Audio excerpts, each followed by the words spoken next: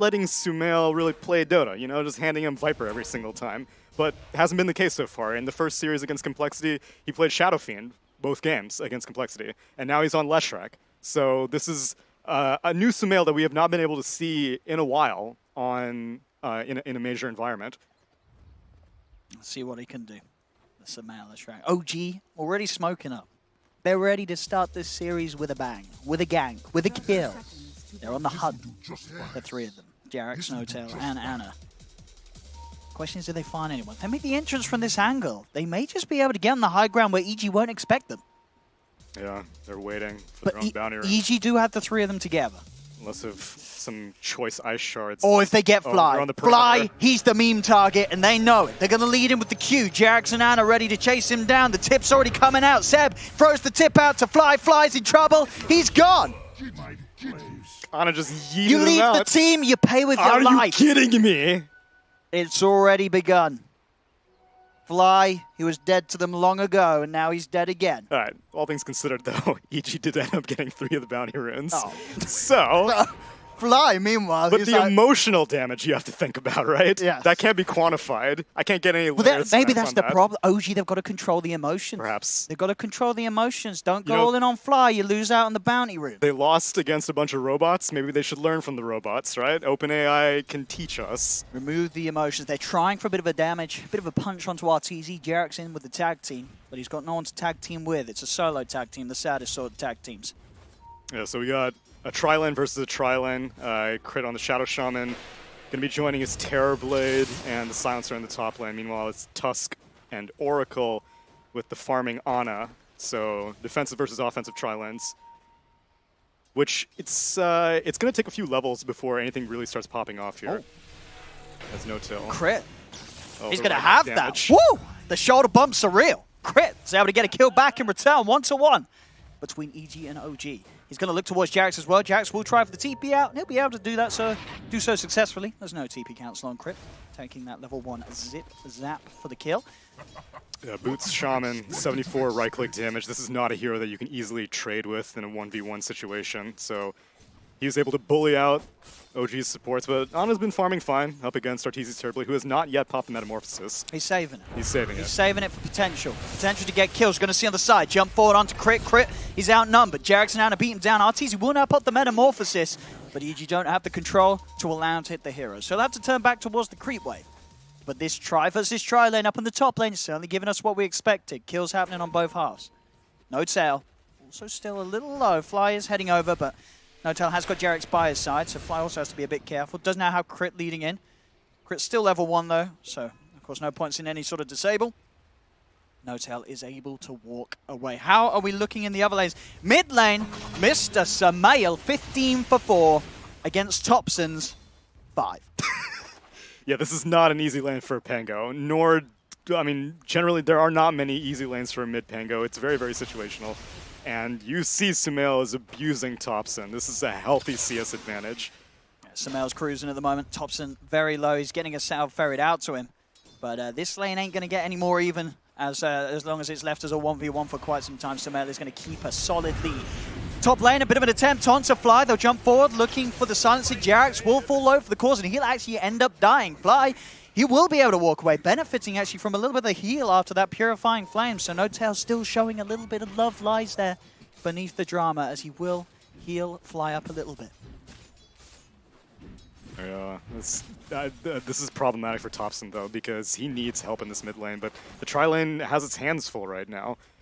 Ultimately, I guess the idea is that Ana, with a Magnus accelerating his farm, is going to be able to come online soon enough that Thompson can kind of take a back seat while Ana creates room for him, which OG have historically been very good at that. They're exceptionally strong team at baton passing farming roles. So oftentimes Ana will get a really good lane, but you know, he doesn't need to be the hard carry, which this game he kind of does need to be the hard carry, but PA with a Magnus can recover fairly quickly.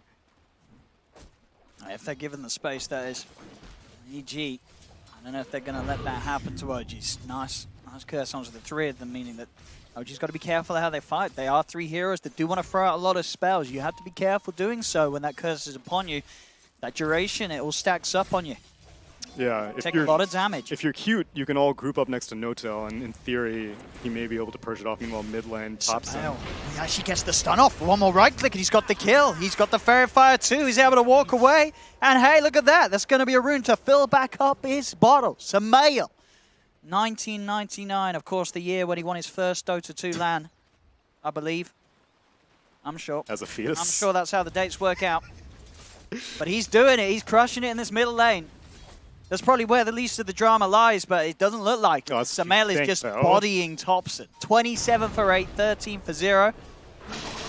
I mean, once upon a time, Sumail was the hottest mid around and the youngest one, and then Topson, you know, emerging from pub star status, Sumail was once that person. But yeah, he had a haste rune to start that gank off, was able to finish it off, pick up an arcane rune. Although the TP from Notel, it didn't seem like EG were able to take too much advantage from that, but another movement.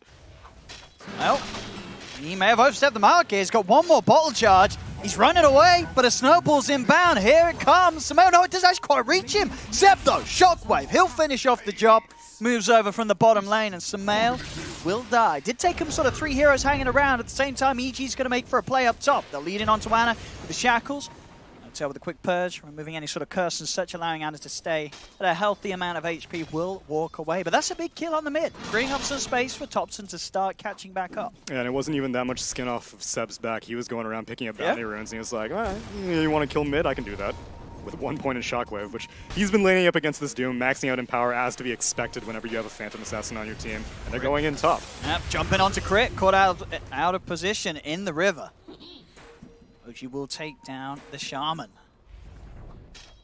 And overall, I mean, I feel like this sort of been the one man we haven't really talked lane. about. We got a Doom on Doom. I mean, okay, rip. S4. Nice. Yeah, we weren't mentioning him, and he makes sure that he certainly gets a bit of screen time now. Diving in under the tower, S4 on his Doom.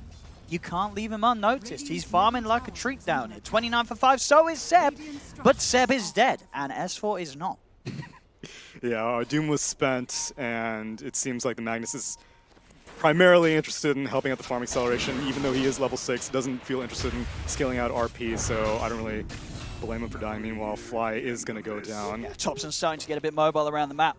Moves up towards the top lane. He has got that 6. Didn't need to use the Rolling Thunder for that move, but this is the point where the power of the mid Pango comes in. You hit that 6 at a good timing. You can do so much on this hero with just the skills. It's a lot of damage, a lot of control. You have to be ready, sure, EG, for these movements from the Pango. Down bottom, EG, they're going to make movements themselves, leading on to Seb. Samael's there with a follow-up done, and Seb, he's dead once again. As quick as he comes back to the lane, he's going to be sent back to base by EG. Unfortunately, Samael only has 1 point in Edict right now, so I don't really know if they'll be able to convert this into a push, and it wasn't really timed with a siege creep. Crit is only level 3 on the Shaman, meanwhile mid lane, Fly is keeping the lane warm for Sumail, who has picked up an Invis rune, and they may be able to do something if Topson goes a little bit too aggressive on Fly. He's got the backup of the Oracle behind him, but even so, if they're quick with the plays, EG, they could get that kill. It's Topson. He's heading forward. He's going to go for the swashbuckle, but the curse kicks in. He does have Notel there, but there's, of course, nothing that a level 3 Oracle can do to save him from the damage output of these two heroes. Another kill for Samael onto Topson. And all things considered, these int losses against a Silencer will start adding up. He's only been around for 2 kills, but the 7.21D nerfs to Pango bumped up the mana cost on his Rolling Thunder, and so whenever you get that 2-second shield crash and ball, you will run out of mana as a Pango. So you know, it's just minimal mana right now, but it'll start adding up. Tier 1 tower taken 8 minutes in on the bottom lane. EG amping up the pressure that we expected from these heroes, but maybe not so in that fashion. Just S4 having that dominant lane down bottom. Sure, Seb was farming, but the fact that they killed off the Magnus twice, the edge is there for EG on that half of the map. S4's taken over. And once he starts to move around, make moves with the rest of the team, he's going to be a hard force to reckon with, this big old Doom. Yeah, and same thing with the Leshrac. Right now, Pango is basically getting doubled in net worth by the Leshrac, so the mid lane has gone exceptionally well for Sumail. Topson. He's rolling in. Should find Fly here. A couple of bounces with the Rolling Thunder, and that'll be Fly gone. See if they can go for more. Doesn't want to go towards Sumail. Has to be careful. S4's around, and S4 has Doom available. Jump down and a swashbuckle over to the other side of the river. Will get him out of harm's way. Notel on the other hand, though, being controlled by Crit and Sumail. Seb goes for the RP. Drags Sumail underneath the tower with the skewer. That's going to be Sumail dead. Notel, he's still alive at the moment. The Scorched Earth won't kill him off. He pops the Fairy Fire. He's fine. He walks out. Big rotations and reactions from OG, but it will allow them to kill off the Leshrac. Sumail's gone, and they'll lose no one themselves. And that's absolutely worth an RP at this stage of the game. This is not a kind of Magnus who needs to really create a lot of space. His job is to make sure that his Phantom Assassin constantly has empowered to take care of these stacked Ancients that On is farming right now underneath the Blur. And if there's a situation to kill a core, you'd absolutely take advantage of it. So Sumail steps a little bit too far up and gets punished for it. The bottom lane, Crip. Just trying to soak up some XP down here. You also see RTZ moving his way over to this half of the map, feeling that it's a little safer of a place to find farm here, down on the bottom lane with the tower already taken. They're actually going to go for a kill onto the touch. There is backup by Jarek's side, but is it actually going to be here in time? There's the swashbuckle from Thompson. Sure, Jarek's is dead, but RTZ's sort of been baited into this. Is there any help that can save him out? He has got 1 charges. There's no further TBs that are available to come in for him, so RTZ is left all by himself. He's doing his best to duke out the damage being thrown out. Skewer misses. RTZ giving them the walk around. He's got a TP available. He knows there's nothing to cancel it, and RTZ is out. Back to safety, back to base. And a well played indeed. Very much warranted there by Artur. Yeah, he did not have Sunder available, so he just had to get out purely on his wits. Once the skewer went out, he knew there was nothing that could cancel it, which I'm a little bit surprised that Seb went for it, seeing as how, like, chances of RTZ being able to just walk out of that were slim. But maybe they thought, you know, I'll connect the skewer, then we'll be able to immediately finish him off. But some fancy footwork gets RTZ out of a near certain death.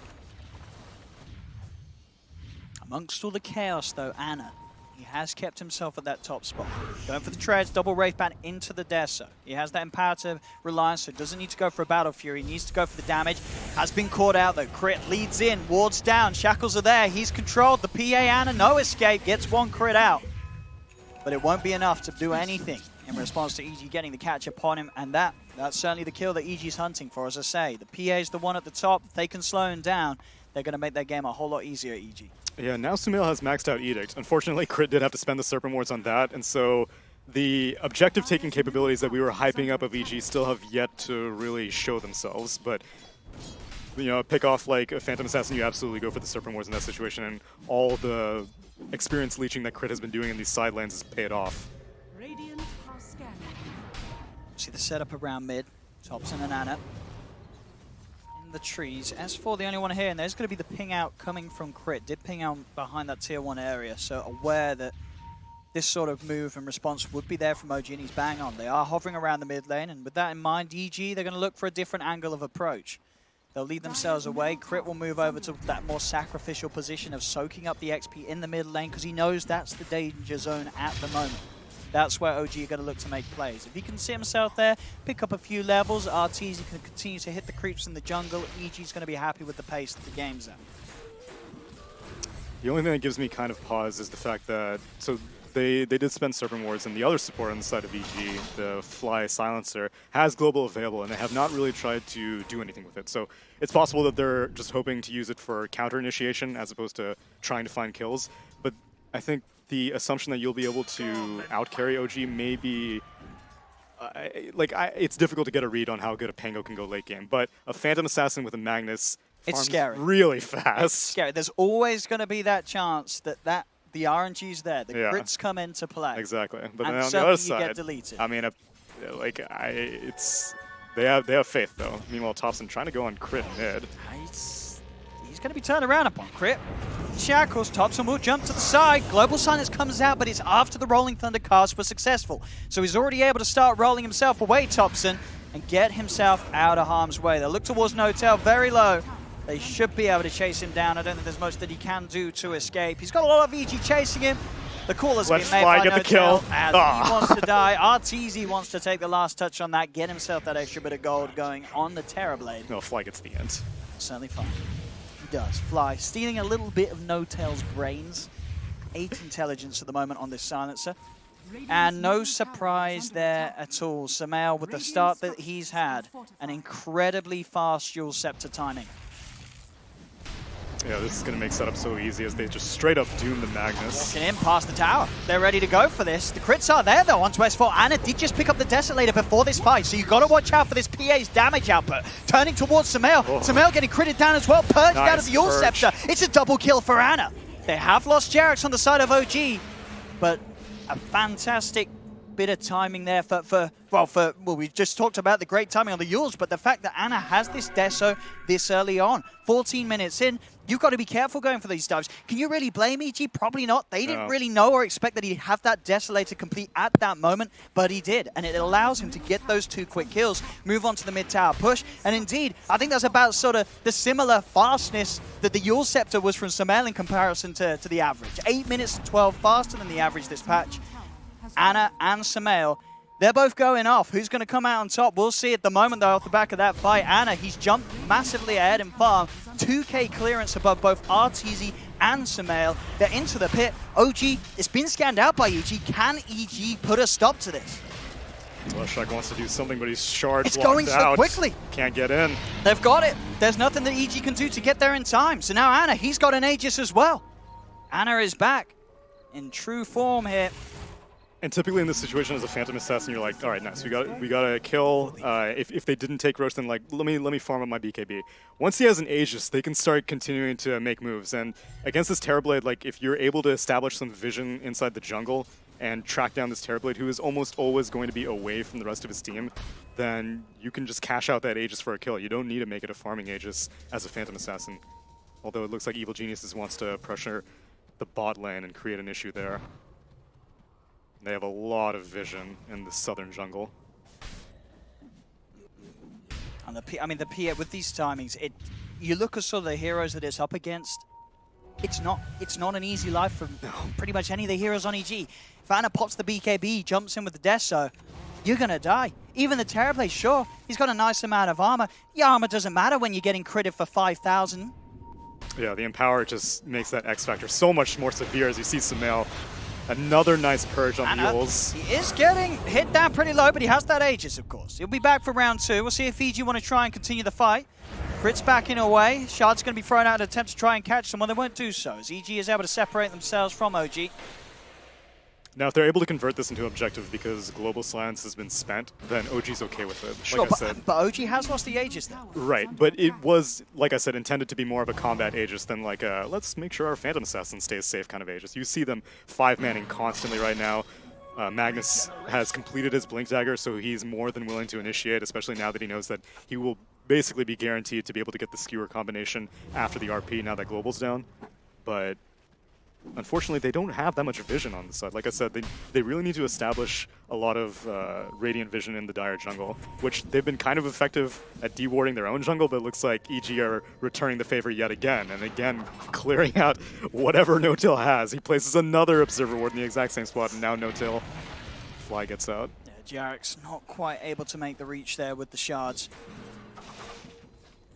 So even if he did, EG would still have been ready to turn, and in fact they are. S4, he's able to lead in immediately with the Doom. False Promise will be there, but Crit, he's able to hold back any sort of further help from No-Tail. Shackles and Disable allow them to kill off the Oracle, but No-Tail's selfless play will mean that the Pango is able to move away. Now OG, they can turn. Ana just turns, cuts down S4 in a matter of a cut of a hit. They've got the punch up onto Arteezy. Thompson, he's rolling in. Rolling Thunder won't connect. Ana's going to be there onto Arteezy, but there's the Sunder. The turn. Arteezy's still alive. Thompson's got to roll himself right out of here. Swashbuckle as well gets him away. But Ana will fall. Fly to take the kill, but Arteezy to stay alive. That's really surprising that Ana went for it. I think the only situation that you think that that's a viable move is if you were able to get the Lucky Shot silence proc. But without that, like that's why I think like Pango was just putting out a feeler. He was like, yo, if I get a silence on this dude, let's go on it. He didn't get anything. He didn't even get the disarm, and Ana was like, nah, I'll get 2 lucky crits. It's all good. At this stage, it's a level 13 Terrorblade. He's definitely going to have Sunder at this stage, and Arteezy gets one of the easiest kills of his life. I think you pretty much sort of had the full wand as well. So Yeah. you have to certainly be careful when making those sort of jumps unless you feel very, very lucky. As you I mean, say, maybe- the lucky shot and with the Right. It's possible that maybe like Seb was like, okay, I'll be able to get a blink RP, and maybe it got canceled somehow. That's really the only other justification that I have for that move. But yeah, Seb did not get to RP, so minor setback. OG. To make a move happen. They know the crit's pushing out bottom, seemingly alone. Oh, interesting. He went for Blink Dagger instead of Aether Lens first on this Shadow Shaman. It's possible that, you know, he just had a lot of gold and he was like, this is a better way. Ooh, Notel's going to know the crit's it, with the wards being dropped as such. Can crit blink out fast enough? Yeah, he still doesn't quite vision. Now he does, but he crit instantly reacts. The blink, the TP, that's smooth. Very smooth. He's gone. That's... Oh, we're gonna argue about percentages again. How much percent does Tier 1 tower go down? 706 out of 1900. But that's out of 1900. That's a hard math. Let's round it up to 2000. Okay, is okay, 2000, fine. But a percent. Yeah, that's not happening. No, I gotta bring out a calculator. I'm not dividing by 100. I'm doing tips at a restaurant. I ain't gotta do that. I'm not paid for that. They gotta pay me extra to do the maths. 20 minutes coming up. 11 to 12. 1K lead for EG. Definitely the close spectacle that we'd hoped for in this early stage of the game. We did see, as I say earlier, Ana start to lead ahead, but that sort of played down bottom where Ana ends up dying. Shows how volatile the game is. Arteezy, he's able to match the farm, keep the pace. He's level with Ana's PA. Yeah, and he's Terrorblade. And this is always going to happen, right? You make one sort of slip up against the Terrorblade, especially an Arteezy Terrorblade. He's going to do so much with that time and sort of space you give him after a failed misplay. True, but a lot of times a one position will be like, it's okay, my two will be able to like make use of this space. But Topson is going utility, which I'm typically a fan of this build. It's just that I fear after the game goes 30 minutes and, you know, EG starts getting armor on their team, then where is the damage really coming from? There is basically no magic damage on the side of OG. And Terrorblade walks out with, he has 27 armor right now, just cruising along. He's looking for a butterfly. He's going to have evasion to mitigate even more of Phantom Assassin's damage as now Pango up in the top. I mean, Topson trying to cut the wave deep behind this tier 2. I mean, I feel like that's sort of a position and a play that you'd expect if you're a sort of a 4 or a 5 or maybe even a 3, but that's your mid laner. Exactly. Just dying behind the tower alone. And again, a hero who has built utility, he managed to complete the Greaves, and Greaves is not a solo item, Greaves is a team fight item. And now they find Ana in the bot lane, basically isolated. Yule's setup. Yeah, there's the follow-up stun from Samael. Ana, he'll jump to the side. He has got that to try and move away, but he's dead. And now Notel, he's walked into a bit of a danger zone as well. The silence comes out, and Notel's gone. Double kill for Samael. S4's not done. Leads in Infernal Blade down into Jerax. Nice Does snowball. have the ability to snowball down to the creeps on the low ground. And that should be enough to get him away. S4 doesn't want to jump in any further. They'll let that one slide, but still EG quick to pounce onto the two of them. And interesting decisions as well. We see, well, obviously Arteezy going for the S&Y on the Terrorblade, but that, you know, that's fair enough. We're seeing that, but the fact that Ana, he was queuing up the BKB, but decided to finish off the S&Y before getting the BKB. And in a game against heroes like the Leshrac, like the Silencer, sure, you have got the backup of the Oracle, but still, you get caught out by that Yule's into splitter combination, you're probably going to die if the Terrorblade's around. Yeah, Notel basically needs to stay handcuffed to Ana at this stage, because Fortune's End being able to get rid of these Yule Scepter setups and obviously the False Promise, assuming he's able to outplay the Silence. So in the previous series, we saw an Oracle outplay Silencer by pre-channeling the Fortune's End on himself whenever his team initiates, and then obviously Silencer immediately pops the global, which cuts off the channel, purges off your silence on the Oracle, and then you can start false promising people. It's not as easy because OG have not really been doing that much initiation. Seb has had this Blink Dagger on Magnus for quite a while, and we have not seen a Blink RP.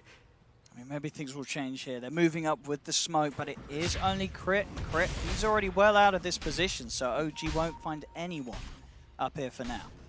Space is made. Crit continuing to pick up a nice bit of farm up and down the lanes as he pushes them out. Having the Ether Lens complete on the Shaman as well. This is a lot of catch and long-range disable from the Shaman. With these sort of heroes that you're jumping in with, as I say, especially Ana's PA, who did forego getting the BKB for a little bit. He will obviously have it eventually.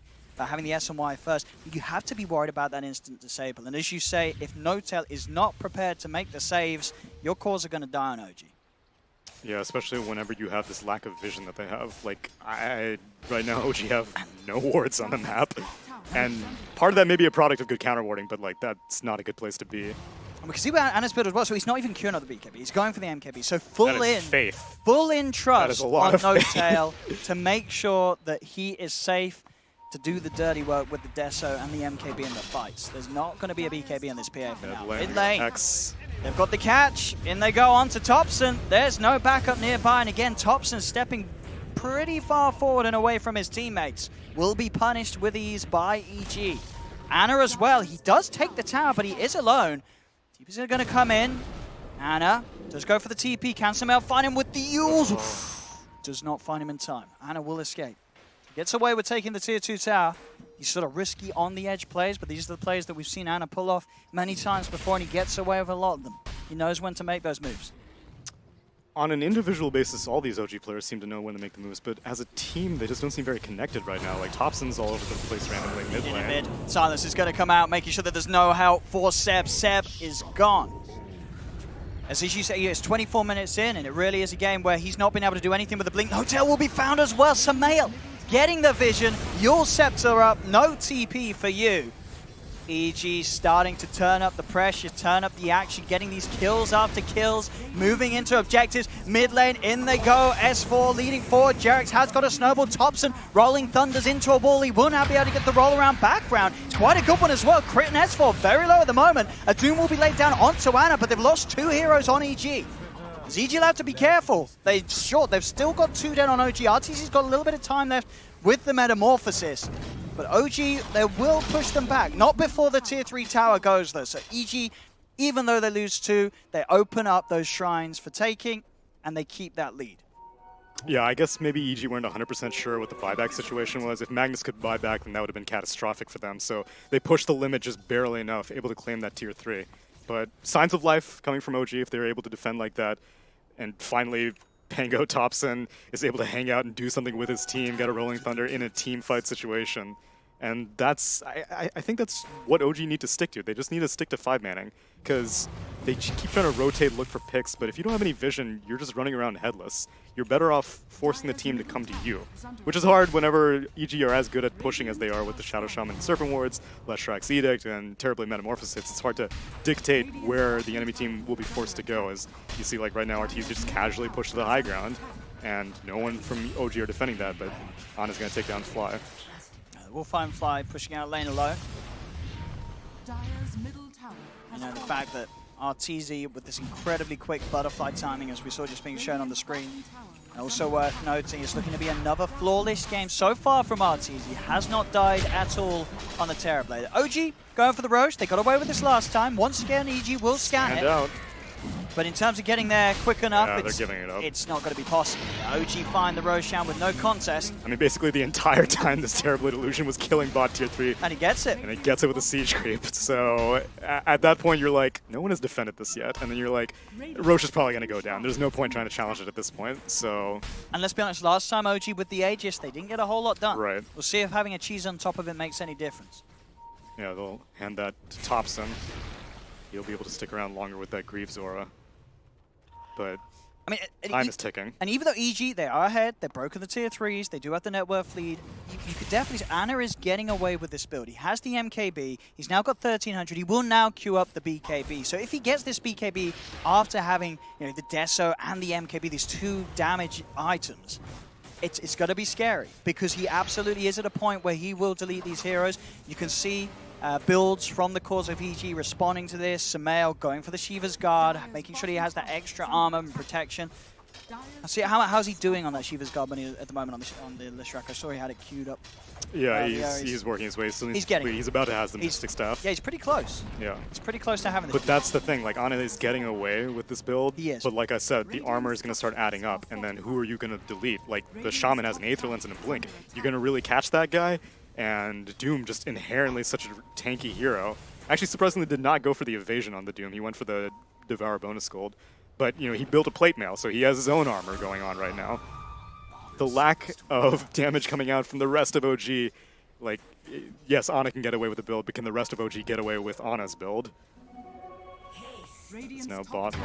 You see a bump into the Arteezy. So they can go for this. Arteezy doesn't have anyone nearby. He does have a global silence. That'll allow Arteezy to get off the Sunder, but there's the damage. There's the 1100 damage crit from Ana. Will be there. Arteezy taken down for the first time this game, and it certainly shows in the gold. A nice bonus for Thompson picked up for that. And EG's going to have to defend this tier 3 because they will keep going. They still have Aegis on Ana. They still have Cheese on Thompson. And I don't think EG wins this race. I mean, it's hard, yeah, because EG, they don't have global silence. And if the Terrorblade wants to join in, Arteezy's going to have to expend a buyback. So Sumail doing his best, as you say, with the split push. He cashed out meta, so... How do EG slow this down? Are they able to stop this push at all? That's the question. Tier 3's gone. OG know they can stick around to take They're racks. racing it. Shaman dropped the wards mid. Leshrak's pushing top. They're trying their best for the split trades. We'll see how much they can get from it, EG, as OG will take the bottom racks. EG, how much can they get in return? Crit's been able to pull down the melee racks to about half health, but now he's jumped upon. They'll take away Crit. They'll be able to take away the wards as well. Back down bottom. Chases on as S4 looks towards NoTail. NoTail will be focused by S4 and Fly. Thompson tries for the swashbuckle, won't find the connection onto Fly. So S4, Sumail and Fly will continue to surround NoTail. Rolling Thunder comes in from Thompson. It is keeping NoTail safe. Thompson rolls in very deep though, will be doomed by S4. S4 pops the drum, starts to Oracle chase down. has his false promise. He can keep this Thompson Pango pretty safe, and now they'll turn. Ana and Sep, they've moved up the mid, the jumps are on, and Jarex is there, and the backline's on top of Fly as well. EG have lost 3. OG keep the racks alive, get the lanes pushed back out, get the kills, and take that bottom melee racks. The game in net worth back to pretty much even, 18 to 18 at 30 minutes in. And OG, their racks up. The moment these carry players stray from the flock and they're off on their own, things start spiraling out of control. Ana died bot a while ago, and EG were able to get a whole lot of damage done to objectives. Here, Arteezy gets caught out, and as a result, Rax goes down. And now mid lane. In mid lane. They're losing more. It's spiraling out. EG, they're going to have the full roster back up in 10, but it's not going to be before these racks are gone. OG pushing on. Ana getting away, as we say, with this high damage build, not going for the BKB and being able to get the Deso. The MKB, he hurts. Not only against heroes, against structures as well. It's another tier 3 tower taken. They're going to look to fight EG. Jump in, global silence, immediately focusing down the PA. Ana's gone. That's going to be NoTail out of the game as well. NoTail's going to buy back TP over to the shrine. Can he get it to help them though? Ana taking a heavy amount of damage from the Glaives, will jump down to the low ground. Thompson, he's still on all the front lines, tries for a swashbuckle onto Sumail, but he totally misses the shot. Sumail and Fly turn towards him. Arteezy, he's cleaned up Ana. They're still looking to finish off this Pango. Thompson, he might be able to get Sumail. No, the swashbuckle again. The angle's slightly off. Meanwhile, Arteezy, he's just killing fools on the backline. Thompson finally should fall as S4 jumps in. EG, this time they'll take the fight. They'll get the kills. And Arteezy, he'll get a big ass paycheck. He got a lot of money from that one. Give him another. Give him a bonus. This is his Christmas bonus right there. There we have it. Arteezy, you don't mess with the Artor Terrorblade. You kill him once, he'll make sure that he kills you again and again and again and again and again. Thompson was trying to fall on the sword there. He was like, it's okay, guys. I will take it. Arteezy did not take the bait. He very, very deftly sidestepped some Rolling Thunders and was like, I don't need to deal with you. I'll let Leshrak deal with you. I'm going to kill the rest of your team. Proceeded to mow down the Magnus and the Phantom Assassin. Tusk end up getting caught out by a Yule's initiation. And EG are just going to return the favor now. It's EG's turn to put OG in the hot seat. Down the mid lane, they go. Serpent Ward's down. The Edict's out. They'll take the mid melee racks. Yeah, TB did not have meta anymore, so he was just going to chill out and farm. But they take a full set of racks, which they're still objectively down. They're down 2 raxes, whereas OG have only lost this 1 rax. But it's only 30 minutes into the game, even though it feels much later. These carries still have a lot of room to grow of Leshrak and Terrorblade, and hell, even like Doom, these 4 positions. It's a crazy game. A game where, you say a minute ago, it's like, okay, OG, they're taking 2 racks. It's all golden for them, but suddenly, EG strike back. Arteezy gets back on track himself. And he's looking for a Satanic now. That'll do it. That'll make him, good luck trying to kill him again. Sure, you may be able to end the game around him, but killing the Terrorblade won't be too easy. No, it's really only Ana who can do it. Who hasn't completed a BKB now. Yeah. It is a 10-second BKB, so he has a solution for this Leshrak. Could be the game-ending BKB as well if they find the fight with it. But yet again, NoTail's really going to have his work cut out for himself. Thompson He's going to walk in. He's going to be immediately doomed upon the global silence out as well. They're onto the Pango. Thompson's out of the fight. Ana pots the BKB. He's going to try and commit onto Arteezy on the side. Crit holding back Seb. Snowball will be there from Jarek. The Sunder that brings S4 low. Sumail finds the Oracle on the backlines. Thompson has brought back Arteezy. He's still alive. Can they get him back to safety? He's backing away. The disables are there. Crit turns. They've got the lockdown onto Ana after the BKB ends. The PA is dead and gone. They're looking for more. Sumail's trying for Jarek. Jarek will get himself away under the cover of the invis. And Seb TP's out. Sumail's still hunting. Didn't find anyone's a little low on mana, and Jarax will be able to get himself out of there. But that's 2 buybacks being used by OG, both Thompson and Ana buying back. They were not able to get themselves in a situation where they could keep the fight going in EG's base. Arteezy staying alive on very, very low health. And with no metamorphosis spent. So he's ready to start taking some objectives if the opportunity shows itself. This is a scary time for OG. Roche has potential to respawn in 20 seconds. We'll see if EG are going to wait out for that. But, I mean, now that you have 2 buybacks off on the table, OG have to play so carefully now. You do. You got to watch out. Arteezy and the gang ready to go. Roche, let's see. Should be still a bit of time left on that, right? Well, potential to respawn. Okay, so it's a late Roche. 2.5 minutes.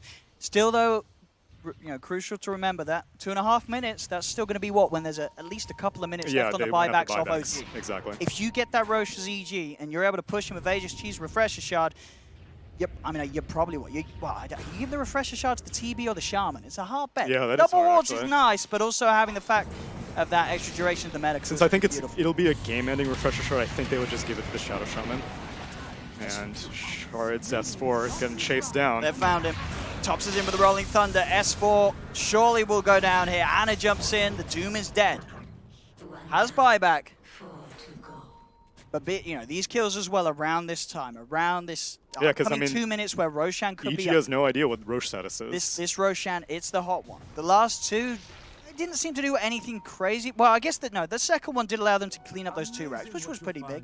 They get a third one. Who knows what's going to happen? They see Ana prowling around on the map, so they're pretty positive that there's no Roche being taken right now. But the second he goes out of vision, then like maybe he's blurred and trying to kill one of you. But Ana's going to take down this top shrine, start planning to take care of this Roche. Although OG's top shrine has also been taken, so both teams just on a precipice right now. Slight 7k net worth advantage for EG, but that's near irrelevant at this stage. It's all about who gets the initiation. Yep. All about which team's able to delete a member of the others before the fight fully begins. EG, Arteezy, scouting things out, sending the illusion forward, getting the info required. I mean, they know that OG's hovering around that pit. That's the point of the map that everybody's interested in right now. I see Ana having to defend this bot lane. Does not have Blur available, so he's just going to have to show himself. And now EG is starting to take over the southern jungle. So that shrine down bottom that EG are yet to take away. Basher is going to be picked up here by Ana, so that extra sort of chance of catching out the Terrorblade, catching out Arteezy. Has to be prepared to Sunder maybe a little earlier than he would do before, because one bash comes in and he could be gone. Thompson causing some pressure in the top lane. That is the last racks remaining for EG, so they need to be very, very careful about not letting that get out of control. There's 2 siege creeps up there also, and so like right now, which Roche is about to respawn, if OG were aware and been able to force a fight, those siege creeps may have just been able to quietly get themselves a Roche, but Sumail's going to defend it. And immediately backs off. He doesn't even stick around to finish it off because this Roche is so delicate. It's now initiation from the Tusk. Jarax, he's going in straight away. Ana also coming in for this as well. Has to be careful. The global silence, the Hex is down to Ana. The Shackles as well. There's no save from Ana's dead without buyback. Gone for 110 seconds. The quick plays from the supports of EG. Crit and Fly, the global, the disable, the PA is gone. A huge window now for EG to operate with, and they've also found Thompson. They've also found No-Tail. Arteezy able to chase him down. This is 3 heroes dead on OG, none of them with buyback. Roshan has respawned, and in the mid lane as well, Seb tries to desperately force the wave away, but they're all dead. Arteezy, he knows they're not coming back in for this. He's ready to shut down the game. He's ready to move on to another. You only killed him the once this game. As I said, you're not killing him again, and they certainly didn't. 14-1-4. Arteezy hitting the tier 4s. They might as well call it now. It's game over. Nothing that Jarax can do to hold back a full lineup of Vici, and there it is. GG is called as Evil Geniuses take Game 1 of this best of 3 against OG. Ana made some very, very peculiar initiations, and again, like, I don't know if that was his responsibility or lack of communication, but there were not very many Blink RPs this game, and I think that EG were able to use Silencer a lot more effectively than a lot of teams are. Support Silencer should not be able to get with so many super effective global silences. Just the combination, the global silence along with the Shadow Shaman's initiation, it makes it so hard for OG's heroes to play around. And it was a back and forth game. It was a game where OG, they took 2 sets of racks from EG, but EG had that better execution. We saw a lot of sort of deaths from OG that were a little bit questionable. Claws going out a little too far and on their own. You didn't really have that from EG. You have these heroes such as Arteezy Terrorblade only dying the once, and that'll get them the victory here in game 1. But there we have it, the beginning of this best of 3. It's only just begun. Don't go anywhere, ladies and gentlemen. This one's going to continue with some high octane action. But EG taking the lead here, 1-0.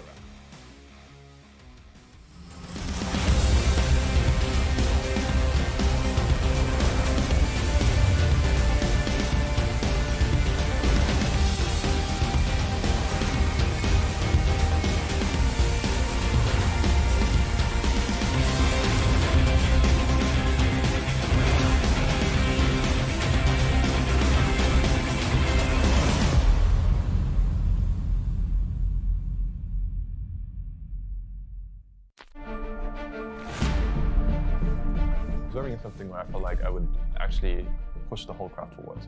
I could give people something that they would enjoy.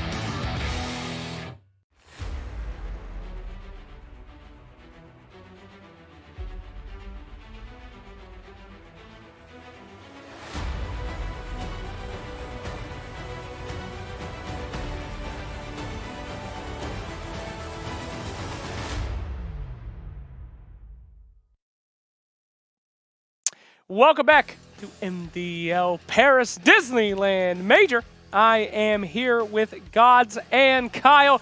Gentlemen, I think that game was everything that we were looking for. Back and forth, a lot of action, OG, EG kicking some booty. A lot of fun, yeah. That was a good one. Good. Yeah, I think that's what people wanted. You know, OG took 4 lanes of racks, still end up falling to EG, but it was a lot of fun. Kyle, you're an expert on goofy games. Can you tell me what exactly was going on in that one?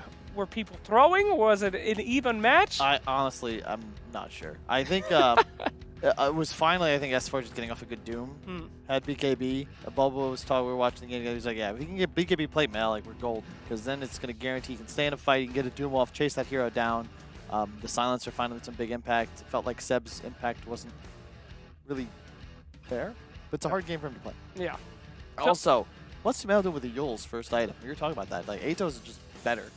Same cost, but you get strength. And it was very strange in a game where Atos is sick. You're playing against PA, Pangolier, like Mag. All of them have a movement ability disabled by your Atos, and it effectively just creates more stun time, whereas the Yule's is setting up for lockdown, but you're not doing as much damage, and it takes too long against double save supports. So that was a bit weird. Yeah, sure. A very defensive item. Gods, any ideas about that? No. I mean, it's true. Hey, just style choice, I guess. But yeah, it felt weird to not see the Atos. Considering that's such a prevalent item right now. But no, I mean, there was a patch, though, since the last major where Atos was the king, right? Yeah. Yep. Got nerfed a little bit. It's not that good anymore, right? Just Atos. It does one thing, you know. Yule's does 2 things. You can use offensively or defensively. Atos, Dude, you can only use offensively. Yeah, You want 9 that does 2 things or 1 thing. that's a good point. I don't know. I just realized that Slacks has like a cleft chin, and now I can't stop staring at it. That's right. Me and, Cleft. What is me and cleft? Red Eye have the same There's chin. there's a thing in the middle. It's like it's funny because a lot of animated characters have that sort of thing. You It's can't see it true. as well in the shadows, but like you can see it's a butt chin. Me and Red Eye have the same chin, and I never met my father. Very interesting, isn't it? Very, Really? very interesting.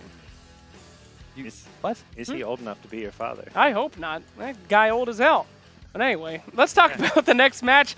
You expected something as goofy? This one, I mean, both these drafts seem pretty standard. These seem like, normal drafts that pro teams would Goofy. do. It was a decent game of Dota. It wasn't phenomenal by any means, but Yeah. like, they played well. It was back and forth. It just, Yeah. The nature of how kind of OG play Dota is that kind of keep away, split push Yeah. style. Even that's just how they like to operate. And I think Hmm. it was very key that EG had Crit Shadow Shaman because he was the one punishing them over and over again, constantly finding like the picks that led to, okay, he gets them with the Hex as someone's TPing in to help make sure they get those kills. He was, killing the Pengo in the top lane. Oh. He was the PA when BKB was down, or even, the Hex before BKB is used can be so impactful. So Absolutely. We just saw an RP there, a very rare one from this game so far. But yeah, as you guys said, they ran at each other a lot. They took a lot of objectives, and they made a bunch of stuff happen in this game for both teams. I think also the Shaman against Oracle is quite nice because the Hex is undispellable, and it allows you to counteract that save that OG likes to popularize. Like, because you can't just cleanse into the BKB immediately from one of your cores. Gives you a bit of a win condition. It's just a really strange back and forth game. You see 10 to 10 still at like 16 minutes, near completely dead even. I don't know if I liked the second item BKB by Ana. I felt like his item progression was slowed a bit because of it. Not saying he go But you have Battle Magnus, Fury, though. but I think it's very typical with Magnus to But get who- that fast BKB. they didn't have a Vlad's for a while though, right? Because Magnus got one. I don't know what stage it was. I just don't like Deso. Yeah, that's why. Sorry, he went Sandra and Yasha. I just don't like this item on PA when you have Mag. I think you play. I'd rather the BKB into Basher or a bad go either something that goes like super high damage or provides a bit of utility. But SNY is just this kind of like casual luxury item, and when you're not ahead in a game, I just never like the purchase. Sure, but at the major, the Dream League major, the last one, Gods, I think it was you who taught me that you can kill a PA before she gets BKB. That's like your real moment to win that game. So maybe there is a little bit of getting that BKB a little bit early. I mean, there's some thought behind that. Yeah, particularly against less Shrek Shaman. It's a game where you're going to need it pretty early on. But the thing is, if you go for like a double Lincolns this game, like PA instead of SNY just has Lincolns to close out the item build, and then your Magnus gets one instead of an Aether Lens. I don't know what the hell what the Aether Lens is for. Yeah, it's a good Lincoln's game. It just never feels good as a carry to get Lincoln's as a first or second item. Ugh. I feel like you don't feel nice about it. It doesn't actually give you much other than that spell block. And at such a heavy price point, it's hard to justify it. Tell that to carries in my pubs. If I see one more Morphling get first item Lincolns, I'm going to lose my mind. Get rid of that garbage. Thank you, Kyle, for spreading that around. Well, it's not good every game. A strong defense. Thank you, sir. No problem. Glad I could help out. And yeah, this is just a weird game. I gotta say, after watching this replay, thinking, okay, my PA doesn't have buyback. Like, what are we doing? What was that? You have 4 racks, like you're in a dominating position in the game, and then they just lose. And the goal, Slacks, what's the goal of a game of Dota? I believe it's to defend the Ancient? No. To just destroy the end. Yes, but the end. What? No. The goal of Dota is to defense of your Ancient. You don't win by defending your Ancient. Yes, you do. Both teams. You defend it longer than the enemies is defended, and then the enemies is destroyed. It's not called destruction of the Ancient, you morons. What are you... I'm sorry, Mickey. It's not called destruction of the Ancient. It's no longer called defense of the Ancients either. It's not. It's just Dota. They dropped everything. It's Dota. That is ridiculous. That is just Serious. untrue It's and fake. 100% true. Some would call that fake news, but I would not. But it is. Thanks. You're You'll be not- telling me it's Sentinel and Scourge still, Oh, okay. That's the incorrect lore gods. Let's take a look at the Paris Major stats page. Thank you very much. Again, Arteezy. Today he went 17-0. Now he's going 14-1. He's had a pretty standout performance, I would say. That seems to be EG's identity these days. Pretty much throughout this entire DPC is just Arteezy on these big hard carries, very low death count, and typically carrying and winning EG games in a more slower fashion. 38-minute game, EG is one of the teams that they don't rush their wins. You look at how Secret VP play, LGD as well early today. They're winning games in 20, 25 minutes. EG, happy to play these more late game strats with RTZ. Wow.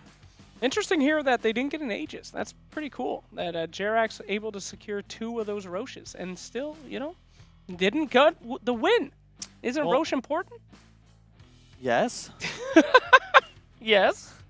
But then why didn't they win? They got all of them. Because there's more. It's like the same reason you diversify your life, right? There's more than just one thing that's important to you. Not to me. Only Dota matter to me. Dota. I know What are you a person talking that would be very upset to hear that, Slacks. At least 2 things are important to you, right? Well, there's a level of importance. Dota always first. I'm sorry, but And what about Artifact? don't bring up my ex on the panel. That's very Sorry. rude of you. Apologies. Gracious me. So, we have a game 2. Will we have a game 3, you guys think? You think this is going to a 3-game I hope series? so. Hmm? I hope so. Yeah? Yeah. But do you think it will? I don't care about your hopes and your dreams. I care about facts. This is a serious panel. Look, I don't care about my hopes and my dreams that much anymore either. That's why I'm much happier. Wow. I just Oh, my God. realize it's a lost cause. Taylor Swift, she'll tell you follow your dreams, whatever. But what if they're bad dreams? T-Swift. No, her Then you want to wake up. latest album was less cheery poppy. It was more, Yeah, T-Swift is dark now. She's like Avril Lavigne circa 2006. She doesn't have anything to lose. Really, that is a very specific metaphor, and I totally get where you're going with that. That's not bad. Thank you. Is that really where we're at? I haven't listened to the new album. Luckily for me, I think we're just about at the new drafting phase. I'm not going to go on any topics about anything except for unless it's Disney related. Okay, so goodbye to that. Let's start talking about the next draft. You think we're going to see any switch-ups with these 2 teams? Will we see something different? What have we seen they in the shake past? it up, Slash? Shake it up. Show me the shake-up. I can see it. More information from the future. Looks like EG is going to take Terrorblade again, but this time, first phase. First phase Yeah. Terrorblade. He is not kidding around. We do not have the draft yet, so this is a real prediction. Gods, could that possibly happen? It could. You don't know Bulba like I know Bulba. Oh, my goodness gracious. Backhanded ideas? Did he tell you what he was going to do? No, he didn't, but he doesn't have to. Listen, Martha Stewart, I don't want any of that on my panel. You get backside information. You don't share that here, okay? Use your brain, not your secrets. trying. All right. Anyway, we'll go ahead and head on to the draft. As you can see, we got Nyx Assassin out. Darkseer is out. Will we see that first pick Terrorblade? I'm very excited to know. First phase, not first pick. I don't think It's different. I think EG will stick to the formula of getting Ortiz's hero 3rd, 4th. Until later in the tournament where it's like, I think we saw some of the early majors where it's like got to a point where it's like Arc War and it's like, okay, we value this so high, we're going to first to it. I don't think they want to show teams that they value TB as like a must. Yeah, but this is a huge game to win. You go to the upper bracket guaranteed. You get a couple days off. EG really value their free time. but it's just not a sprint. This is a marathon. This is a You're in Disneyland. 8-day... You're trying to go to the park. If they don't win here, they got to play tomorrow instead of being able to go on the rides. Don't you want to go to Haunted Mansion? Yeah, I kind of do actually. Yeah, Can we take exactly. tomorrow off? Oh, Do we no. get tomorrow off? No, I'm down for that. We must work. The only Haunted Mansion here, What if we just What- didn't show up, though? Like, No, what's the worst that could happen, theoretically? I believe you get fired. We had 4 BO3s today, and we kind of split it down the middle. What if we just did all 4 so that we had tomorrow off, and then That's they true. could have done all 4 tomorrow? That's what a we good point. should have done. I like that idea. I don't think that's good for the viewers or for my sanity at all. I literally do not want to talk to you guys for 12 hours in one day. But Why? think of the roller coaster time. I think about my own time. Magic Mountain. Don't you like? The draft is ahead, boys. We must continue with the Dota. Please. Okay. I'm gonna stand, Enigma. I'm gonna stand outside of your hotel room with a boombox. No, not again, Playing Kyle. Disney music Please. until the wee hours of the morning. As long as it's Disney music, I'm into it. Hey. All right, so the draft. Drought Ranger, no free win for OG. We saw them winning all their OG games, and now that that Drought component is out, is their victory out? Perhaps. I still have no idea what you're saying with some of these things. What are you talking about? They won Victory every out? game. What is victory With out? the victory out? Is that good or bad? Does that mean you won or lost? I don't know. Is that a way to just kind of pose an open-ended question? Yes. 'Cause you can just do it more like an English teacher. Like, how does this make you feel? Listen, that's a host's job. The host isn't supposed to tell you anything about the game. They're supposed to get you guys to give your personalities with open-ended, frankly, ridiculous questions. I already know what they're going to pick. It's your opportunity to shine. Kyle knows too. First two. I told you. I've already told you. Like, I don't know what to do about it. Like, I can't change. I think they're going to ban... Probably Doom. Probably ban Doom here. I don't think you want to give that hero away. It just seems... It's just like the best offlaner, but more important, it's adaptable. You could play it as a 4 or a 5. Solo did that. And you buy it, you get a creep. You just get a free creep. And you have the ability to manufacture gold. Like, the mechanics that no other hero can replicate. And that makes it busted. And it's one of the things that should have hopefully been nerfed a long time ago, but it will be eventually. 100 gold every Devour. 40-second cooldown. 150 talent for it at 15. Like, that's insane. That's 250 gold every 40 seconds. So if you multiply that by a third, it's almost 400. I mean, it sounds good, it sounds convincing, but I feel like you could make a similar argument about so many heroes in Dota and describe what a spell does and be like, man, it's just so OP. Yeah. You know, it's like Meepo, he gets his spell, he gets 2 of them, and then he gets 3 and 4 of them. Like, how is that balanced? You know, you get 4 Meepos. That's not balanced having 4 heroes. Sure, but Doom also deletes an enemy hero. They ban the Fury, and so... Yeah, and you have Meepo. You can't delete all 4. You can only delete one of the 4. God, but you only have to kill the one. Like, what are you going? Where are you going with this? The fact that it's Dota, We've seen Meepo lose in 20 minutes in the one game we saw. It's not good. Okay. We saw Doom struggle to win in 38 minutes. It's not that great. That's anecdotal. And I don't like this. Meepo I don't like is this. also anecdotal. If you're EG and you're Bulba, you say, LOL guys, they picked Oracle. I can't do the Bulba voice properly. I've been trying to work on it. And Doom Terrorblade. Bang. What are you talking about? Oracle's been winning a lot of games. He's the best It's support just in not. Dota. It's really bad against Doom because you don't actually deal with Doom. You can't save a target that is doomed. Why not? Because. Did you watch Doom? I did. Okay. Well, you should know, like, there was no way for a mere mortal to take out the rock. you can maybe save them, but they're not. Normally, the idea is you can false promise them, and they're going to get. That's one. You know, some spells out. But. No, please don't be right, please. If I'm right, can I leave? Can I just leave? No, we need you. You're very educated if you're right. Please, we need your genius on this panel. Well, that's what they're talking about. You theoretically could go for the Rasta, because that will probably get banned, and I think that was critical, just because the Hex mechanic isn't purgeable. That's huge. Right. And Crit also owned the lane. He got First Blood by himself. He just walked down. He got First Blood while forcing the TP home. He 1v2'd the supports. Yes. With boots and tank. Yeah, it was insane. I think they're picking a support here. Oh, there you go. Oh. Yeah, it just doesn't make sense to pick 2 cores first. I'll give you that. I don't know about the Bane. They go first. Yeah, it's just their. You know, I think teams generally with their 5s just have a ranking order. It's like, okay, Oracle 1, Silencer 2, Bane 3, or each team is slightly different, but when it comes to 5, it's just, you know, personal preference for a lot of these teams. Yeah, I can see it. The Bat was banned. I know No-Tail played it once in a Drow lineup. That's correct. So it's possibly a 5, but it feels weird. It seems a bit too early. Complexity got punished by this in Mumbai a couple weeks ago. Yep. They gain a critical game 3. They go with this first 2 bat, and he just gets countered. And there's no longer a lane for the hero. And with the new style, you want to go like bots early, get drums, get like Yules or something. You like just run around all game. You're on map, but it's predicated upon getting ahead. If you don't have a good lane matchup, that is not possible. Right. As a support, I actually haven't seen it enough to really judge properly what its game impact is. But if that's your support duo, I'm already a bit worried about your damage output. No damage, no real lockdown. Like. Your support Bat Rider, potentially a 5 position. Like, yeah, Lasso is not really a reliable disable. Yep. EG banned the Terrorblade out, and that could be it's smart as well. To your point, you know, old Bulba, right? Yeah. The one I understood. He probably just giggles and goes doing Terrorblade, but he recognizes, look, they're prioritizing Bat. They could be baiting the Terrorblade into this first 2 Bat. And they first do the Bat anyway, and he's like, yeah, told you guys, and then he bans it out himself because you don't want to pick TB into Bat. Great save for your extremely wrong pick. I'm like, how is he going to spin this so that his TP prediction was actually correct? It obviously was on their mind. In fact, you can see that they didn't pick it, but it was their next choice. It just happened to be a ban, not a pick. Unbelievable. I was 1 slow. Sorry. Who could have thought that team Look, dude, valued terribly? Literally, like, you were selling. You watched. No, they weren't. Being 1 short as if they like 3rd picked it instead of 2nd picked it. Instead of first 2 picking it, they banned the hero, saying we had 0 interest in playing TV. Game of Thrones, okay? Oh, no spoilers here. No. But like, you know, you look into the fire and read the future, right?